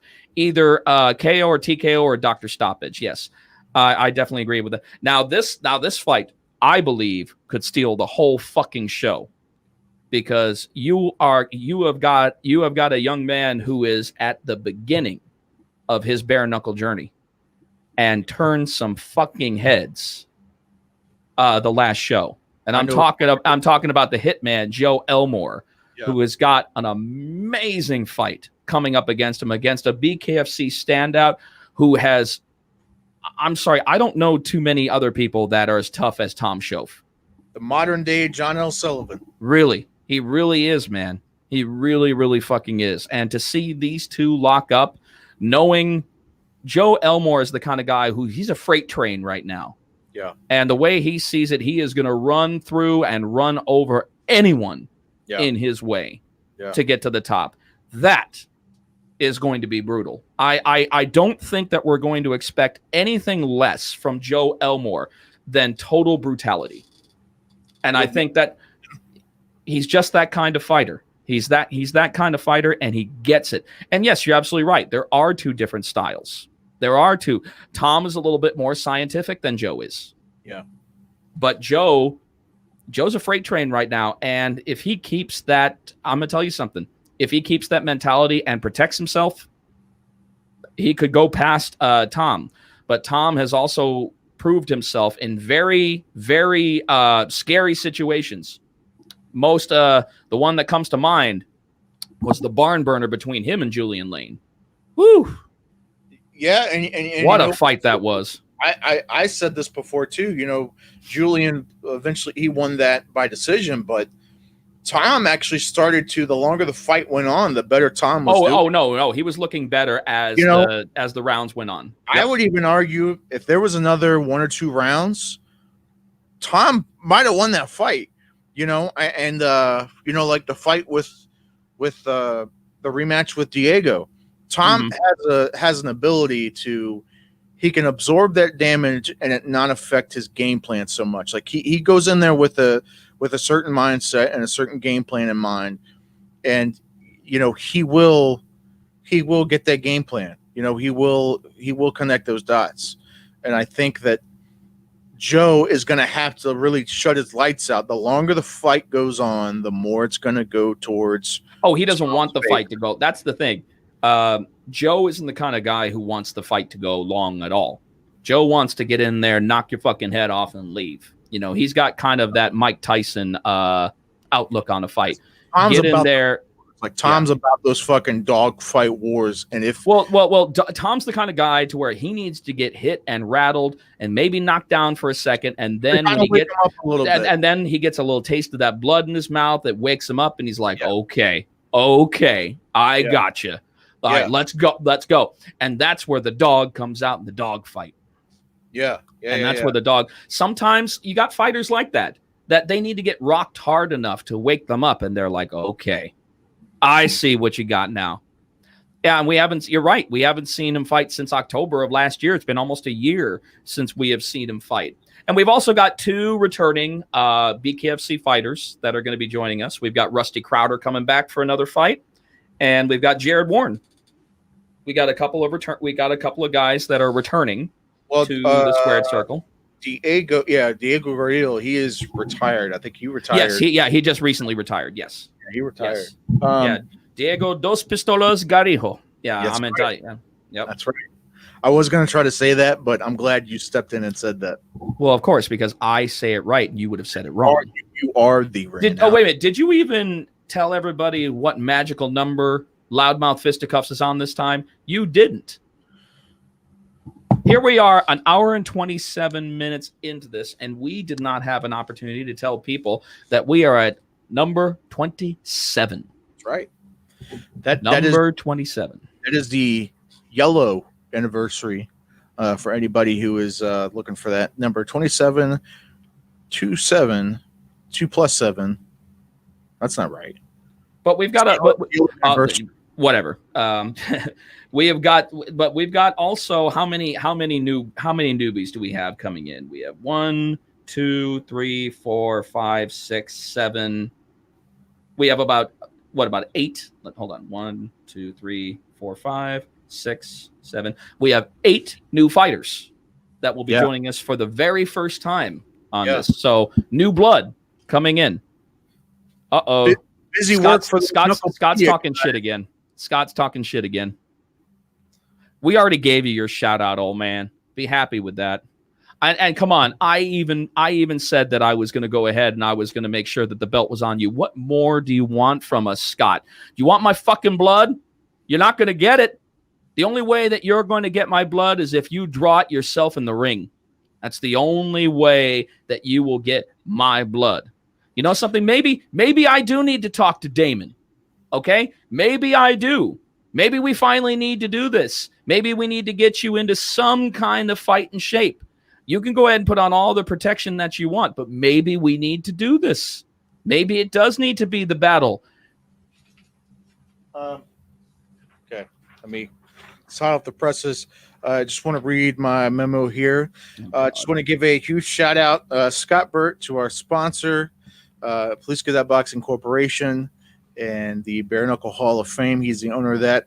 Also, you could go to the Bare Knuckle official website. Use promo code Loudmouth. You can actually get 20% off of the brand new Shoe Champion belt. It's an exact belt replica of Scott Burt's Shoe Champion belt. You'll get 20% off of that if you use promo code Loudmouth. So please go visit their official website, and we just appreciate Scott Burt so much. Tainted blood versus tiger blood, Scott. You don't, sir, you are so damn old, you don't even have any blood. If they went ahead and tried to draw blood, sand would pour out from your vein. You would have sand pouring out. You have no tiger blood. You have to have blood running through your veins in order to be a member of the living. You are not, Scott. You just aren't, man. We appreciate your generosity, Scott. So no, he appreciates it. I haven't read shit, so I don't know anything yet. We appreciate your generosity, and we appreciate it. All right. Well, I want to see that generosity. I'm part of the damn show too. I want to see it too. Where's that generosity? Come on. There is explicit terms in the contract. We can go over those details later. So I'll have to talk to Mr. Burt post show, and we'll go over those terms. Hey, dollars and cents. You can get a man to say anything. That's fine. I just want to make sure that those dollars make sense. If they don't make sense, then I'm going to tell you, I'm going to continue putting you under the bus where you belong, good sir. Scott, pleasure to do business with you, sir. I look forward to more future business. Don't forget, promo code Loudmouth. Go to the official website and get your own replica Scott Burt Shoe Champion belt. 20% off. God. Go check it out. This is my life. This is what I'm reduced to. This is how you know that there's a pandemic, where you're saying thank you to Scott Burt. You're actually having no. Stop, Josh. I'm just kidding. Come on. That man inducted me into the Bare Knuckle Boxing Hall of Fame. Okay, he said some very, very kind things to me. Of course, he had to make mention of the shoe shit at least once when he was part of my induction, speech and such. But that's fine. That's fine. But you know something? The man gave me an honor that no other ring announcer before me has ever had. That, what it means to me to be part of a Hall of Fame, to be the first ring announcer representative in the history of this Hall of Fame. Are you kidding? Like, I still think that I didn't deserve the honor because I'd only been involved in the bare knuckle fighting game for so long.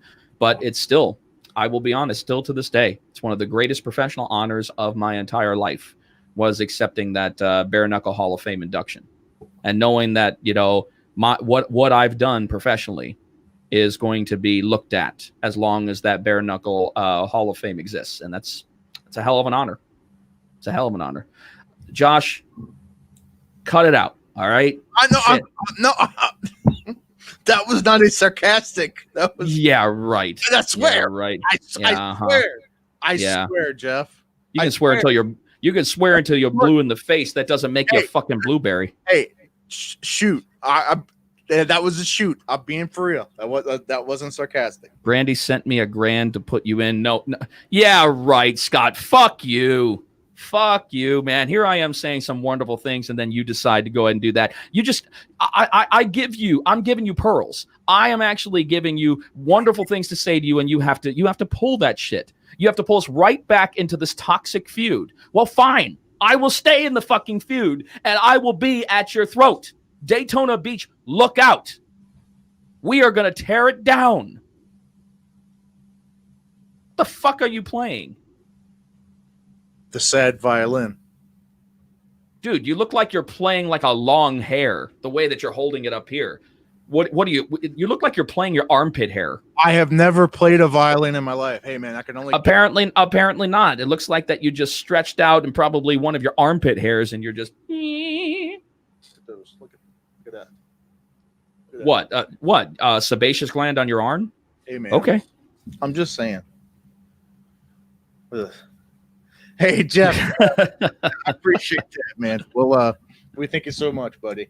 Thanks. But Jeff, if you get any comfort about this rivalry, please understand these famous words. Scott started it. Can I just say this too, on a completely separate note? Their color scheme that they're using on these posters, I dig it. They changed up the font a little bit. Whoever is making these graphics the last couple times, they've been fantastic. I think it looks so much better. Like they changed the font just a little, and I like the blue. Honestly, I like the blue better than the yellow and black. Mm-hmm. If I'm being honest, I love that blue. Well, color. the yellow and the black, of course, is synonymous for the of course the logos and such. But I do like the blue. I think the blue pops a little bit more on this one, especially this one, because the blue was used kind of to work with the two lights that were shown in tribute to the Twin Towers. Right. Yeah, I get that. You know, as you saw that. So, and of course, on this Friday, of course, it's going to be a tribute show where, of course, that we pay our tribute to all of the heroes, the first responders, and all the brave, selfless people who put their own insecurities and fears aside to really help their fellow man during the worst terrorist attack on American soil.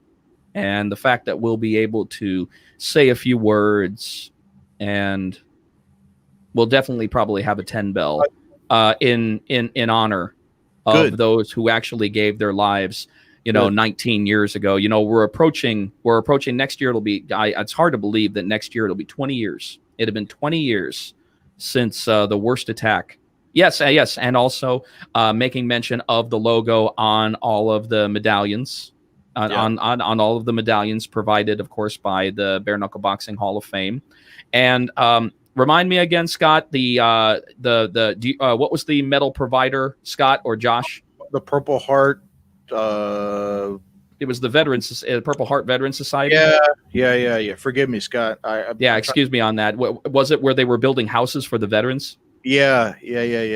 I remember.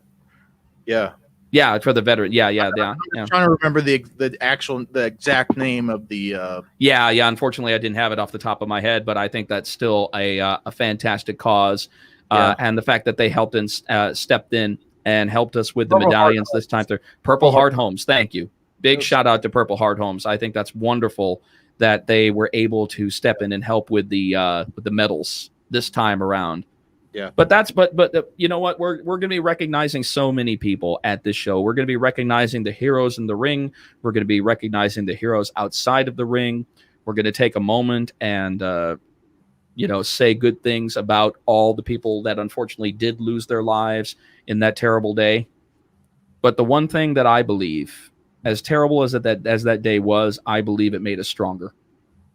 I believe it made us stronger at one point as a society, because it was one time, because I hate to say it, it takes a situation like this for Americans to put aside their petty differences and realize that survival is more important than any petty difference. That we cannot.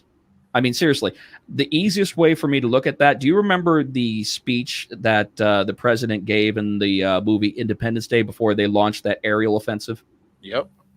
They said we cannot be distracted by our petty differences anymore. Yeah. And in those situations, when it takes a terrorist attack like that on American soil for Americans to lobby together and say, well, we need to stand united, not divided. And I think that for a very brief amount of time, we did that. And when we do that and we find that unity, we find strength. Yeah. And and at one point, it's so wonderful to feel that, because I'm going to be honest with you, Josh, I don't feel that in the country right now. I don't feel unity. I don't feel unity at all. I feel the dividing wedge wider, the gap wider than it's ever been, than it's ever been before. And it's embarrassing is what it is. It's embarrassing because I always thought that Americans were for America. And yet we still try to do everything possible to find something wrong. To say you're pro-America now is racist. I don't understand why. I don't understand. You're a bigot. You're a xenophobe. You're being pro-American. Let's not get back to that. Yeah, let's not get back to that. There's so much better things to say, but I understand what you're saying, and I agree with that. That unfortunately, that's the way that's perceived these days. But no, let me segue into this real quick, Jeff. Okay. Since I will not be in attendance, which I'm borderline depressed about that I won't be there Friday. I will be doing like a fight companion kind of thing. I'm gonna be streaming during the show. So you guys, I don't know if anybody's watching that's not going to be there. I'll be watching, on my end, and then just kind of give commentary. And I'm going to have guests kind of come in and out, and just talk about the fights going on. So we'll have a good time.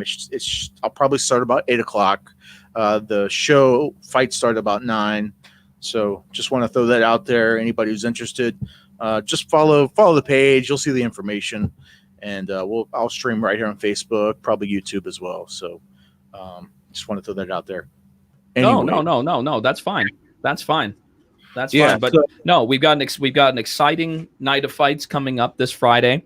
The weigh-ins are going to be taking place. I'm not sure if those are going to be streamed live on the BKTV app. They may be either may be streamed live or preempted. I have not been told as of yet.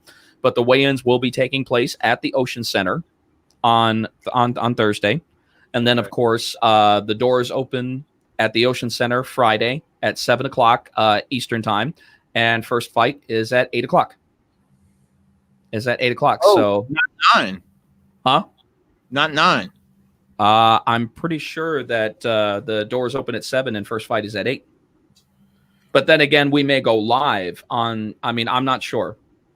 I only have so much information that's passed along to me as far as the agenda, but I'm pretty sure that the doors open. Yeah, doors open at 7, and first bout is at 8 p.m. And that's what I have on my end. Now on the promotional material, it says 9 p.m. though. I don't know. I'm just going on. Maybe that's 9. I don't know. Obviously, it's not 9 p.m. Because it's going to be. Maybe 8:00 is when the first undercard fight. I have no idea. Hold on now, because that presents some confusion. Hold on. I have not been given the final sheet. Well, why not, Jeff? You're supposed to be. What do you mean? Why not? Don't talk to me. 4, 8. So that's 10 fights. Yeah. There's no way. That's got to be like 8:00 Central, which would be 9:00 Eastern. There's no way. Yeah. Because there's 10 fights. It's got to be 8. There's no way that we're going to go on with 10 fights and start at 9:00. No way. Yeah. No, it'll be 8:00. Dude, your guys' fights go pretty quick. I know that, but that's not a guarantee. I don't know why I said that, as if you don't fucking know. I don't know why I said it like you that. said you guys, the fight's going. Oh, gee, Josh, I would have never known that if you hadn't told me. Your fights going. You know those fights that you're always at. You know how quick they go, right? I can't believe that. Josh, if you hadn't told me, I probably would have never known. My sole apologies. My sole apologies. I really did not mean it like that. I will apologize for that. Not for anything. You don't have to apologize because I really wasn't paying attention. I will. No. You know why you don't have to apologize is because I really wasn't paying that much attention to you in the first place. So it's okay. Well, undercarded 8, so there's 10 fights, but usually I don't know. Nobody has told me anything. Everything is speculation as of right now. So whether or not, I don't care when it starts, just as long as it fucking starts. I don't care if it starts at 8. I don't care if it starts at fucking 9. As long as it starts, and we are able to give the world what they've been waiting to see, and that is the greatest legal way to knock out a fellow human being. And that is going to be Bare Knuckle Fighting Championship 12. Yes, Gina, but that's not. So the last show and the show before. So the last show, it was just 9 p.m. There was no prelim on the last one. You guys started at 9 p.m. on the dot. There was no prelim. The one before that, there was one prelim fight but it wasn't aired. It was just like a dark match for the arena. And then you guys went live at 9 p.m. So like that, like the prelim thing, like they've kind of mixed it up. It's not universally the same thing every go around. Like, matter of fact, I think the last time you guys, let's get off that for a second, because I want to go ahead and I want to give a shout out to Nate Shook, because in addition to Nate Shook being the matchmaker of Bare Knuckle Fighting Championship, Nate has decided to start up a brand new series that is going to act as a feeder system to Bare Knuckle Fighting Championship, and that's the Toe the Line Fight Series, which is going to be debuting September 26th. Is that going to be in Biloxi, or is that Tunica, or is that Tunica? Tunica, yeah. Okay, yeah. So that is going to be debuting September 26th, and once again, that's going to act as a feeder system for the next generation of bare knuckle fighters to get their opportunity. And he's going to be working directly with other promotions. He is going to be, he's been working with a lot of other fight promotions, and there are going to be a lot of great guys that are going to get an opportunity to fight on the main show, but they've got to show what they're worth on that. And my good buddy Christopher Rothstein is going to be the ring announcer for the Toe the Line Fight Series. I'm very happy about that because it is Tunica. Yeah, it's Tunica. Yeah. I'm very happy about that because Christopher has been involved with BKFC behind the scenes, and he's been very tenacious about bringing awareness of bare knuckle fighting to the world in his media. So I'm very happy that he is going to get this opportunity to be the official ring announcer for Toe the Line Fight Series. So he's going to be working for that. Yeah. Nate just commented, but Nate, you got to comment on like the main video. If you comment on like a post in a group, what do you say? I don't know, but like it popped up. They commented. Actually, go to our main page, the Loudmouth Fisticuffs page, and comment because it won't show up on the feed here. There we go. I need a sweet headset. There it is. Yeah. No, I'm excited. I'm going to be putting all the Total Line stuff in Knucklepedia, so I'm gonna make sure all that stuff gets. Well, it just shows how dedicated Nate is to the sport. Nate believes in the sport so much that he wants to do the right thing for the main brand, bare knuckle, because sometimes you bring people in that just aren't ready for the big show as of yet.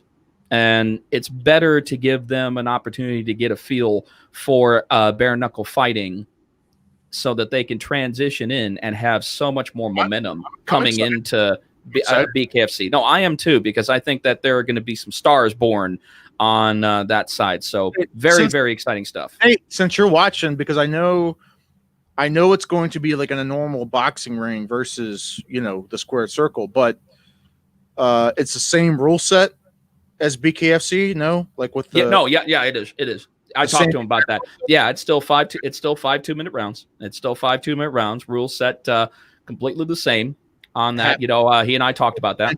Everything and yep. Okay. Same rule set. See, right there. Same rules, same concept. Good. It's just, once again, sometimes you transition somebody in a little early to the main show, and that person may wash out a little sooner than they should.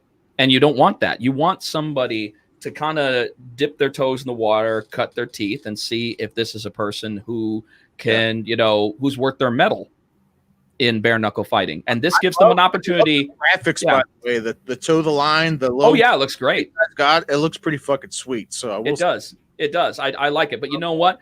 The one thing that I like about Toe the Line, the way that they're presenting the product, it's sink or swim.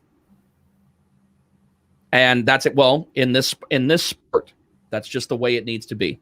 Yeah. Sink or swim. That's just the way that you have to approach it.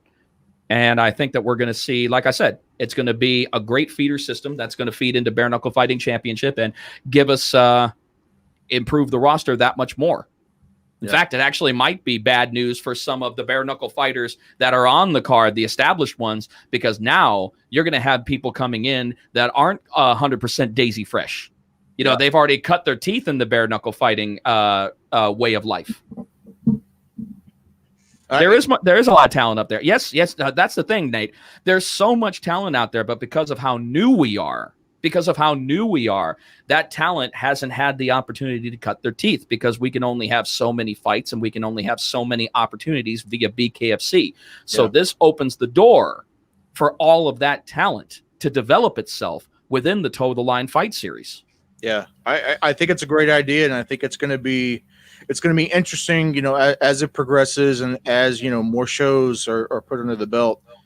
You're going to see. Well, it's also good for BKFC. It's also good for BKFC because the deeper our talent pool gets, the more shows, the more everything can only feed upwards. Sure, yeah. It can only feed upwards. So therefore, it is a positive. It's a win-win situation on both ends. It's a win, across the board. It is.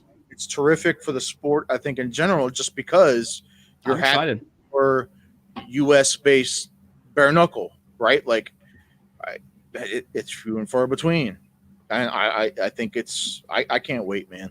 I'm excited to have. Oh, come on, Josh. We were there on the ground floor. I mean, how many people can actually say, as we're watching this sport grow, as we're watching a feeder system develop itself? I mean, it's like watching your baby grow. It's like watching your kids grow. It's just absolutely not everyone has been there at the beginning of this journey. Fighters more work, gives the media gives me something else to do because it's something else I can cover, bare knuckle related. Which I love it. I bring it, fucking bring it. No, we all want it. We all want it because what it does, it creates opportunity. Yeah. It continually creates opportunity, and not just for me, not just for you, but for everyone. For everybody. I love it. Fastest growing sport in the world. Well, compared to what? There's only so many other sports, but I think it's the fastest growing, but I'm going to tell you something. It is the most exciting combat sport that there is right now. Nothing. I love me some MMA. I love boxing, but the excitement that I feel when it's time to knuckle up, it's just different, man. It's completely and totally different. It's a different animal, unlike anything that I've ever felt. It's unlike anything that anybody has ever felt.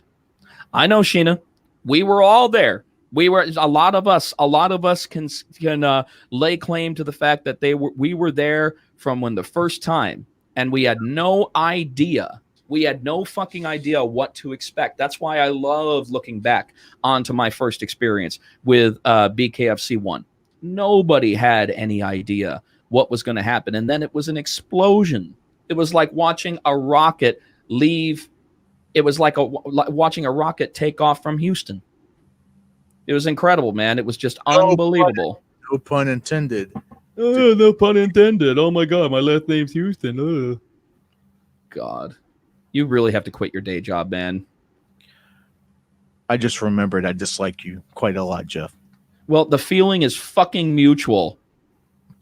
Shave your fucking peach fuzz and get in here. Hey, first off, we had this discussion. I have blonde hair. It will not grow in, but so dark. Okay. Look. It's called Just for Men. I am doing just fine. No, I'm not going to. Why would I color? It matches, the curtain matches the drapes. I forgot how much I dislike you, Jeff. God. The curtain matched the drapes, Jeff. I'm going to tell you something, man. Poke my eyes out with a red hot poker. I never need to even fucking think about that. Oh, my God. And after you poke my ears out and stick that fucking hot poker right through my ear canal so I never have to hear you utter that sentence again. I might. Oh, God, man. I just ate a couple hours ago. I'm going to have to stomach it down after hearing that crap. I might have to send you a voice message that automatically sends it to you at certain times throughout the day just so you have to hear it. I'm going to tell you something. You do something, I'm going to send a hitman to your house. So just don't do it. Don't do it. Hardwood floors? I mean... What the fuck is he talking about? You don't get that? Come on. You don't get what he's saying? I know. What the fuck does he mean by hardwood floors? Jeff. Do you see my eyebrows up here for a reason? Scott. They're furrowed up there for a reason. I have no fucking clue. Can you believe this? Okay, we've got dead air here. No, it's not dead air. It's thinking air. Look. Look here. Yeah. Oh, Okay. God, I get it. Okay. Whatever. Whatever. Shut up, Scott. Sheena, you're not helping the situation, sweetheart. You're really not. None of us need any kind of mental picture about that. We're spending way too much time talking about carpet matching the drapes for Joshua Furs. Way That's too right. much You know what? fucking No, time. you're right. I actually screwed that. What did I think I said curtains. It is. The carpet matched the drapes. I actually fucked up my own joke. What else is new? Yeah, well, I know. I'm used to it. I'm so used to it as of right now. I fucked up my own Yep. joke. Guys, I'm going to tell you, we are just so thankful to those of you who tune in to check out. And I also want to regretfully say that I have decided to stop Dudes Talking Fights. You know, I wanted to concentrate my efforts over here at Loudmouth Fisticuffs and such because there's so many great platforms for the fighters. And I just don't feel that, whatever. He has none, Sheena, so says Jeff. Oh, God. What do you fucking people do to me? I'm trying to be serious about it for a minute, Scott. I'm going to fuck him up beyond repair. It's just going to happen. Shut up, Josh. Jesus Christ. I'm trying to be serious for a second. God. All right, guys. I just want to give a quick shout out. No. I'm going to finish what I'm saying. I'm going to finish what I was saying. Cut it out. Cut it out. La la la la la la la la la la la la la la la la la la la la. I'm going to finish what I'm saying, and then you can go ahead and you can do your shameless plug to Scott Burt. That's fine. What I was saying before is that Dudes Talking Fights, it was a fun venture, but I'm like I said, I'm directing my efforts back towards my spontaneous videos and Loudmouth Fisticuffs, where I find myself having fun. The few guests that I did have on, I had some awesome guests. We had some fun times, and I greatly appreciate you guys, giving me the chance to put you in the spotlight. But But I'm very, very grateful for the fighters that did take that limited journey with me. So, Dudes Talking Fights was fun. But as I said, I feel that my efforts are better concentrated here at Loudmouth Fisticuffs and just, my, regular videos that I decide to do when and wherever. So, but thanks a lot. But getting back to that, you want to give them another shout out? That's fine. God. Well, no, you know what? I'll touch on that. And we were talking too. Maybe, we can incorporate. We were talking about that, maybe incorporating more guests. There is no maybe about it. More guests are going to start to make, and they're not all going to be fucking Scott Burt. And our first inaugural guest was Mr. Scott Burt, who happens to be sponsoring the show. Please go check out Police Gazette Boxing Corp and Bare Knuckle Hall of Fame. So we appreciate it. We appreciate it so much. Oh, Howie, you remember Jeff and the Pug? We appreciate his generosity. And I haven't seen it. I'll appreciate it when I see it. Don't forget to use coupon code Loudmouth. You get 20% off of Scott Burt's award-winning sellout belt of the #1 Shoe King. So you get 20%. It's been sold out. It's been sold out everywhere. You can get it exclusively. What, one of one? It's sold out everywhere. If you go to the official Bare Knuckle Hall of Fame website, you can get 20% off, and they actually have some exclusively in stock. So we appreciate that, Scott. We appreciate just everything you do. So back to you, Jeff. There ain't no back to me about anything. Oh, and nice adjustment of the papers. Very, very nice. Very Walter Cronkite of you. And that's the way it was. And that's the way the cookie crumbles. And that's the way. I like it. You know something, Scott Burt? You keep mentioning the fucking Salvation Army. I don't know where you are getting that from, okay? I have taste. You do not, okay? You don't, okay? You are borrowing time off of me. You are looking at what I am doing when it comes to my style, and you are wheezing off of my juice. Wheezing the juice. That's what you're doing, man. You think you're at Magic Mountain, wheezing the juice? Does this smell like shit to you? Does this smell like shit? Do you remember that scene? No, it looks like a man who doesn't know how to cut and file his own fucking fingernails. That's what it looks like. What do you mean? There's nothing wrong with that. No, and Encino Man, they were. It's the same scene. They were. He had a cup of he had the cup of the slushy. The and slushy. and he stuck his finger in his ass. And he's like, "Hey man, my slushy doesn't smell right. Does that smell like shit to you?" And he sticks the finger in the guy's nose, and the guy's like, "Oh, get that of here! Get that of here!" He didn't say that. He did. No. Yes. No. Watch it. Yes, he did. Can somebody please help me on that? Anybody remember? No, he didn't. Yes, he did, Jeff. He did not. Does man. that smell like shit to you? Or Pauly Shore did not do that. it wasn't Pauly Shore. It was no, it wasn't Pauly Shore. It was Encino Man. Yeah, who the fuck do you think was Encino Man? Yeah, but he was like the third wheel. He wasn't like. Wait a minute, you're not talking about what's his name who played Samwise Gamgee? What's his name? He was in Rudy. He was the third. He was the third. Hold on. Oh wait. Or are you talking about the bully? Are you talking about the bully of the piece? Am I getting my movies fucked up? You know what? You are because that didn't happen. Does anybody remember that scene? Am I crazy? No. That was something else because the thing about it was that never. Does that smell like shit to you? And the guy's like, that was a different fucking movie, man. That never happened in Encino Man because the only time that there was even mention of slushies in that was when they went to the 7-Eleven after they went to Magic Mountain and they were wheezing the juice. No more wheat in the juice. Yes. I remember the. Yes. But no, that particular one, no. You got your movies crossed. Wait. Do you know what? You know what I'm thinking of? I'm thinking of that fucking wrestling movie. Oh, Ready to Rumble? Yes, I think that's what it's from. Oh, that's where it was from. Yeah, the one with David Arquette. And he's like, "Does that smell like shit to you?" Yes. That was Ready to Rumble. Okay. Yeah. Okay. That was Ready to Rumble on that. All right. Speaking of David Arquette, man, I haven't had an opportunity to see it, but I really want to check out that new documentary of his quote unquote triumphant return to wrestling. I got a couple buddies that are in that.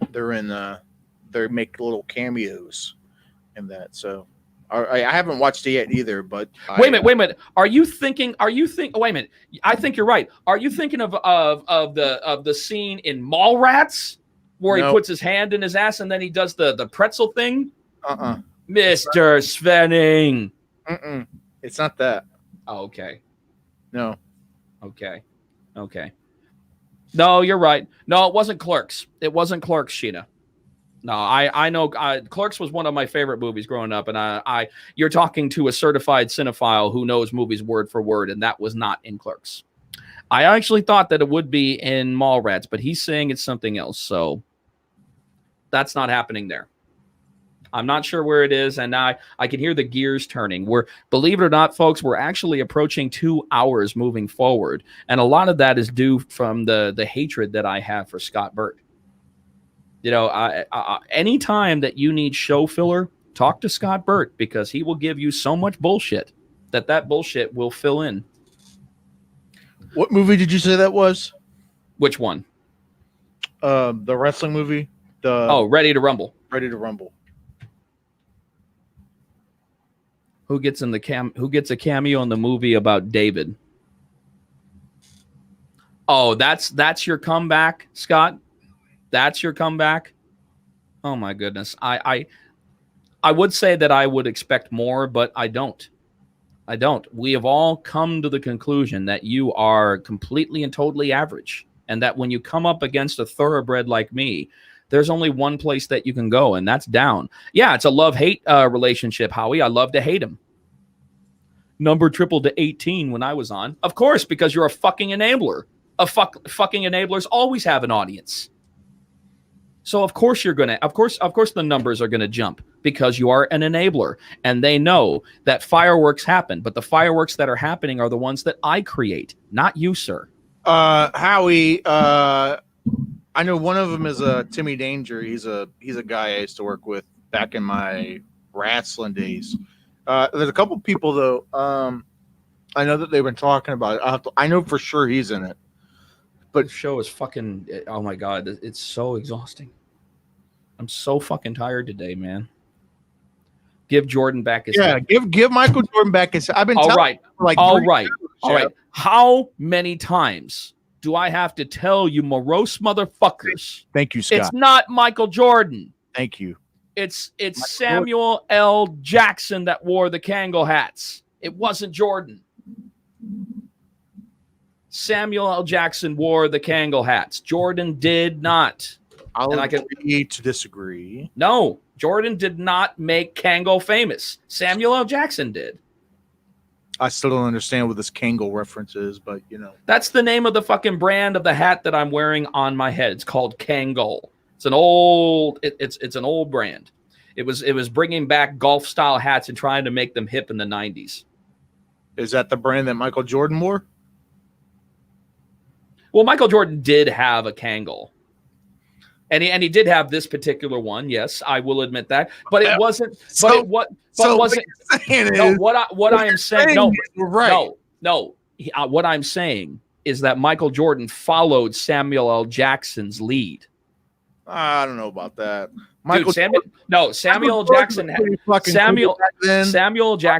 the first fucking leather one. Look it up. Samuel Jackson had the first leather Kangol hat as opposed to Michael Jordan. Michael Jordan followed in suit. And who cares if it's a Michael Jordan hat or a Samuel L. Jackson? It's a cool fucking 90s throwback hat. I can wear it I can wear it if I want. Y'all can just suck my cock. God. Jesus Christ. All fixated. And also, this is also the hat that was worn by what's his name? First off, Wesley Snipes wore this hat in the movie New Jack City. Listen, guys, look, I'm not one to pour salt on any wound, but I just typed in Kangol hat. And Michael Jordan came up first. This is the first thing Yeah. All right, look. Listen. Look. Samuel Jackson. Jordan. But Samuel, it's a mixture. It's a fucking mixture. But of course that came up. That is Michael Jordan wearing my hat. I get it. He's part of it. But I do not associate Kangol and Michael Jackson. I associate it to fucking Samuel Jackson. That's Michael Jordan too. I know it is, but I swear to God, you guys have fucking selective hearing. That's Michael Jordan too. That's Michael Jordan too. Wow, you can pull up photos on a search. Aren't you special? It's not just Jordan. Looks like a lot of Michael Jordan. Look at that. All you're doing, you're focusing on the narrative. You're focusing on the goddamn narrative. People, seriously, I only see like 2 of Samuel Jackson. There's like Can we start a GoFundMe.com to silence Joshua Furs once and for all? Look what he's doing. It's not salt on the wound. He's choosing. These are doctored pages, folks. I don't control Google. I typed in Kangol. Michael has infinite more money, but it's not because of fucking Kangol. Well, but your point is Samuel. No, Jackson. I have no point. What I am saying is that to me he is more synonymous. That is your choice. That is your choice. Michael Jordan factually is more synonymous with Kangol hats. Absolutely not, sir. Hey, no, that is your opinion. You see it. Proof is in the pudding. The proof is not in the pudding. A lot of these. Not look at these. Not every single picture is he wearing a Kangol hat. I mean, not every picture, but I mean. All right then. Then you're wrong, sir. Hey, I see 2 Samuel Jackson. I see 1, 2. Well, look who's worth more. Duh. Of course they're going to focus on Michael Jordan. Look, I'm just Samuel L. Jackson is kind of eclipsed as when it comes to Michael Jordan. Not because Michael Jordan is taller, but Michael Jordan is also a fucking billionaire. I'm just going to leave this here for the viewers at home. I'm just going to leave this for the here. Fuck it. Let me go ahead and do it. How you like that? How you like that? Here, Josh. Here, Josh. No, wait. Here. Sit on it and fucking spin. How's that? Listen. You got to turn to the side. You got to do. It's like more shut up. Let me do it my way. Hold on. Fuck it. You got to do it like at the side. Here, there's mine. How you like that? Sit on it and fucking spin. Well, it is your opinion, and you are entitled to that, sir. But once again, you're just like the media. You're focusing on the narrative. It's not often. I just, Jeff. It's not even. I stop stuttering and spit it the fuck out. What? I'm not stuttering. What? I don't want to. I don't want to pour salt. You've been through enough. You've been through. What are you talking about? Spit it out. I just said Get some hair on your goddamn peaches and spit it out. What you got? You've been through enough today. No. I'm gonna take this down. I don't have fucking feelings. What? I think you've been through enough. What? I'm gonna take it down. I don't care. That doesn't bother me. It looks better on me. Spit it out. What do you got? I'm gonna take it down. No, I don't care. What? Come on. What are you gonna say? That's what I was gonna say. What? No. What are you gonna say? Spit it out. What? That's what I was gonna say. What? I'm gonna take this down. No, you were going to say something before that. Yeah. But you said that I've been through enough. Don't worry. Okay, I am an adult in charge of my own fucking feelings, and I don't need them spared. I want to tell you. Hey, that's what I mean, though. I understand this is emotionally triggering for you. No, it's not emotionally triggering at all. I'm trying to get you to spit out what you're supposed to say in the first fucking place. That's what I was going to say, Jeff. Just say it. I am. You're annoying. No, but you're not. Look, let's get back to a happy place. I understand. Hey, my place is so goddamn happy. It's just the problem is that you are not wanting to spit out what you're going to say. What you're trying to say is, Jeff, you were wrong. No, I know what you're trying. You're saying, Jeff, you were wrong. Jeff, you were wrong. But I already said it. No, you didn't. You skated around it. Jeff. Let's start over, Jeff. There's no starting over about it, man. It's not that. No. Let's start over. I'm going to tell you, the Red Hot Chili Peppers said it best. Once you know you can never go back, I got to take it on the other side. There is no starting over. Fuck that. You can narrate. I bet you could turn like any song into like a narration, couldn't you, Jeff? No, what you're trying to do is you're trying to turn the attention away from the obvious. Okay. All right. So therefore you went ahead and showed me. No, you went ahead. No. You went ahead and showed me that there were more active pictures available for Michael Jordan when it came to Kangol, but not proving a goddamn thing, because nowhere is it written that Michael Jordan was the premier sponsor and also the premier pusher for Kangol. There just happened to be no hey about it. There are just more pictures available on the Google search. So there it is. Jeff, I believe you. You can't go back. Hey, I believe you. I'm not trying to prove that. What I'm trying to get you is to just fucking just spit it out instead of trying to spare my feelings. I don't care. There is no. I already said it. Just say it again, say it again. I know this is upsetting to you. It's not upsetting. What's upsetting is that you're just not fucking saying it when I'm asking you to. That's what I'm saying. No, then just spit it out and say it again. Guys, come on. I'm really come on. I'm confused. You're not confused. All right, you're saying I already said it. What did you say? What did you say? That this imaging is upsetting. No, it's not upsetting. It's not upsetting. You are missing the whole point. You are missing the whole point. There we go.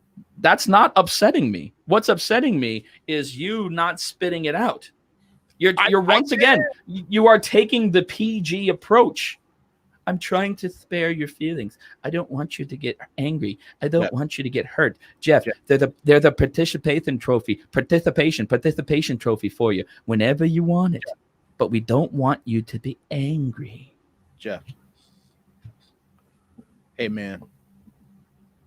Let's just call it. I don't want to call it. I'm having fun. Let's just call it. Oh, God.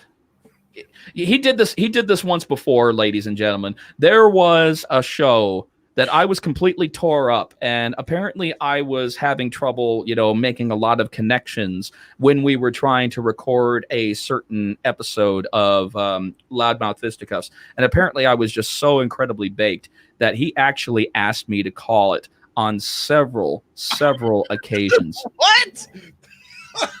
Several times.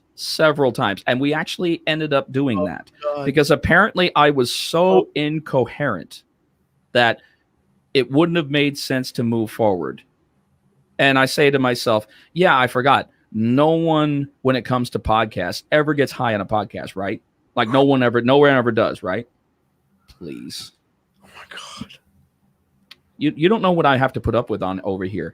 I'm trying to be this incredible free spirit, be completely unencumbered by feelings and taking offense and such. That's all I'm trying to do.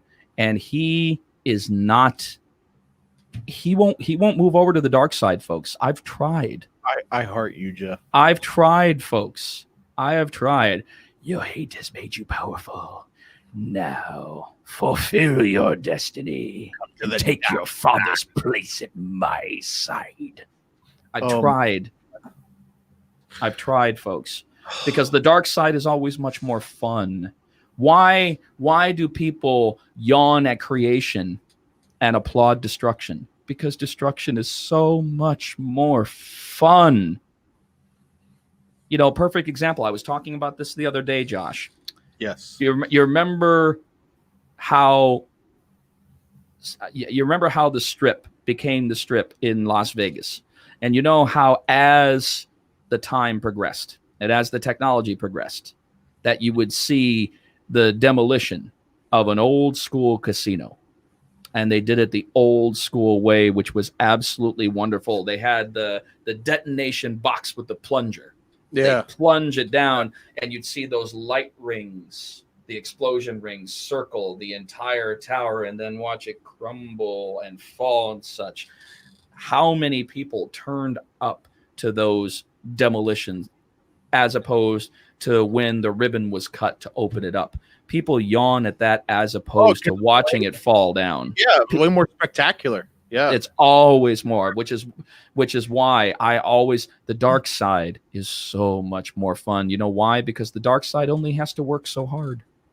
Oh yeah, it's a lot easier. Yeah, it's definitely easier to. Apathy is a solution, and the thing about it is that's the best thing about Loudmouth Fisticuffs. Here, we're really not supposed to give a fuck.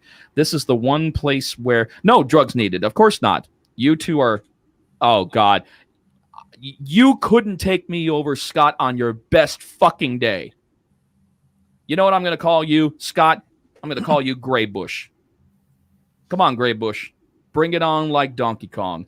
You couldn't. I'm serious. I don't care. I want to see a contract, and if there's money coming my way, then maybe I might say something somewhat complimentary, but somewhat. That's the best that you're going to get with me. Until you decide to lay this rivalry down, it's never going to stop. We'll have to go over these stipulations in the contract soon. So, and I'm going to tell you, if any of those stipulations are emasculating in any way, I'm out. Not going to happen. Not going to happen. Hey, not on your best day, Scott. Mr. Scott Burt. I mean, it is what it is. Money talks. Well, I don't think it's going to talk enough for me to say to take a second away from this rivalry. The rivalry is so much fun. We're having so much fun because the thing about it is I'm constantly giving content and he is not. I mean, it's all he has to do is be there, Josh. Look how lucky he is. He's making out like a fucking bandit. I'm the one providing all the entertainment, and all he has to fucking do is be there. All he has to do is call in, say something, and I provide the entertainment. He doesn't provide the entertainment. I do. I provide the entertainment. All he does, like I said, all he has to do is just be there, and he gets all the fucking credit. I don't think so. That would be Mr. Scott Burt, owner of the Police Gazette Boxing Corporation and the Pinnacle Hall of Fame. He did sponsor this show. This episode is brought to you by him, so we appreciate you so much. And like I said, promo code Loudmouth will get you 20% off that award-winning sold-out belt. Yeah, award-winning. What award did it win? The ugliest shoe award? Come on now. I think it was in Style Weekly. Was it, Scott? Was it Style Weekly? Style. What the fuck is Style Weekly? Something like that, maybe. I don't know. What is that? What is that? A local circular over there? Oh, wow. It was in Style Weekly in Belfast, New York. No, I love Belfast, New York, but if I love Belfast, New York, it's definitely awesome.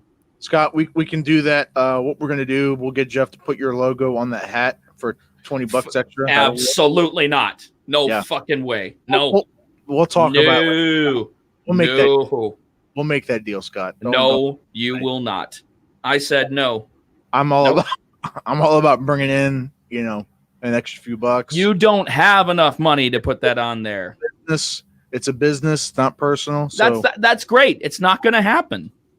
We'll talk later, Scott, and we'll get that logo on that. You can talk until you're fucking blue in the face. You're not putting anything on this hat. Yeah, we'll get that logo on that MJ hat. Stop being a fucking enabler, Josh. This isn't helping. Whose side are you on? I'm on the side who pays me. Hey, it's a business, Jeff. Yes, and I don't have a single dime coming my way. So how the fuck am I supposed to profit from that? Jeff, it's a business. Yes, and a business requires that I see some of the profit too, and I haven't seen shit. Look, there's a lot of red tape. There's a lot. I like your back. Look, there's a lot of red tape. There's a lot of channels that you have to go through. There's a hierarchy in order to take into accountability. There's only two people, you and me. The money filters down. Shut up. So there's a marketing department. Where am I? Where the fuck am I? I swear to God, this is the fucking Twilight Zone. You're talking business, and I have seen nothing. Mr. Burke covers my travel accommodations. It's got to filter down to. What do you want me to do, Jeff? What I want you to do is I want you to tell Scott where to stick it. I will not. He is he's practically a business partner of the show now. It equals self-promotion for Mr. Live Worldwide. I don't need anybody to promote Mr. Live Worldwide. If anything, I can do that all on my own. That's no problem there. Listen, I was going to wait till next show. I mean, practically Scott Burt, he's a partner. So it's not a whole lot I can do. It's just business. You're really rubbing my face in this. I mean, this is salt and Tabasco sauce central. I don't want that to happen. We got a good thing going. You have a good thing going. I ain't got shit going. I'm sitting over here trying to figure out where to bury my shit in the fuckwheat, and I ain't got nothing. Scott, well, I ain't got shit. Scott, I got nothing. We'll get to that. I haven't. You start sending some of those dollar signs my way, and then maybe we have something to talk about. Until then, I do not play ball. Listen, I don't know what to tell you, man. Like I said, there's a lot of channels, a lot of things it goes through. So channels. There are no channels. It's you. It's you and Scott. Listen, once we get through, once we kind of break that barrier, once we figure out the rest of the fiscal year, we'll, Can you believe this shit, folks? Listen. I can't breathe. I can't breathe. You know why I can't breathe? Because the bullshit is coming over my nose. Listen, once we cannot modify a outstanding contract in the middle of a fiscal year. You know that. Scott knows that. So what we'll do come the next contract renewal, maybe we can talk. Oh my God. Maybe Oh my God. If you put any more official fucking terms on this, I swear to Christ, a man. business, Jeff. A business involves that I profit as well, too. You are. What do you mean? You're involved. What do you mean? Oh, I'm on the show. Oh, yeah. But you're actually making the money. Now, Jeff.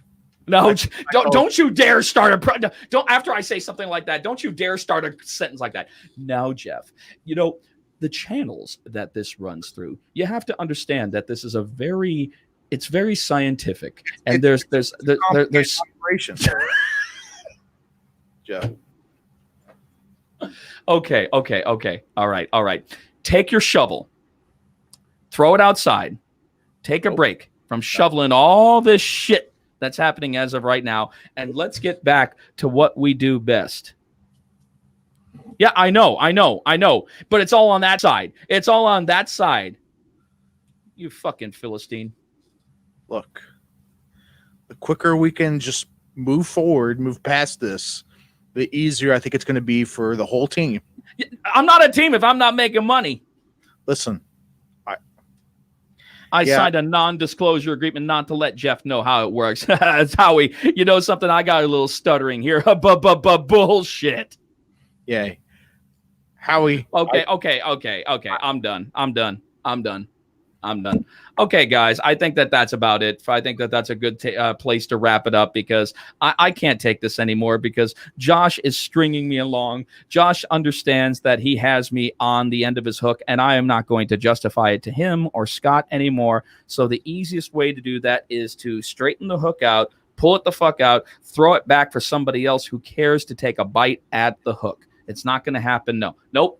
Cast that fucking shit somewhere else. Find another pond. It is time to move forward. We're at 2 hours and 26 minutes, and that is more than Scott Burt deserves. So I think that's a wonderful place to end episode number 27. Jesus Christ, this was emotional today, folks, because there were just the monumental bullshit that was just piling on top of one another on this show. It's unfathomable. And I did my best to hold a straight face. But when it comes to these two that are working behind the scenes, they're working behind the scenes and they're really trying to railroad me. They're trying to low blow me any opportunity they get. And all I'm doing is providing content that keeps you laughing. But do I end up profiting on that? No, I don't. So therefore, episode 27, we're going to close it out. Scott has had enough. Scott has had enough shout outs. Thank you very much. Yes, sir. Guys, this episode was brought to you by Scott Burt, Police Gazette Boxing Corporation, and the Bare Knuckle Hall of Fame. So please go visit them on social media.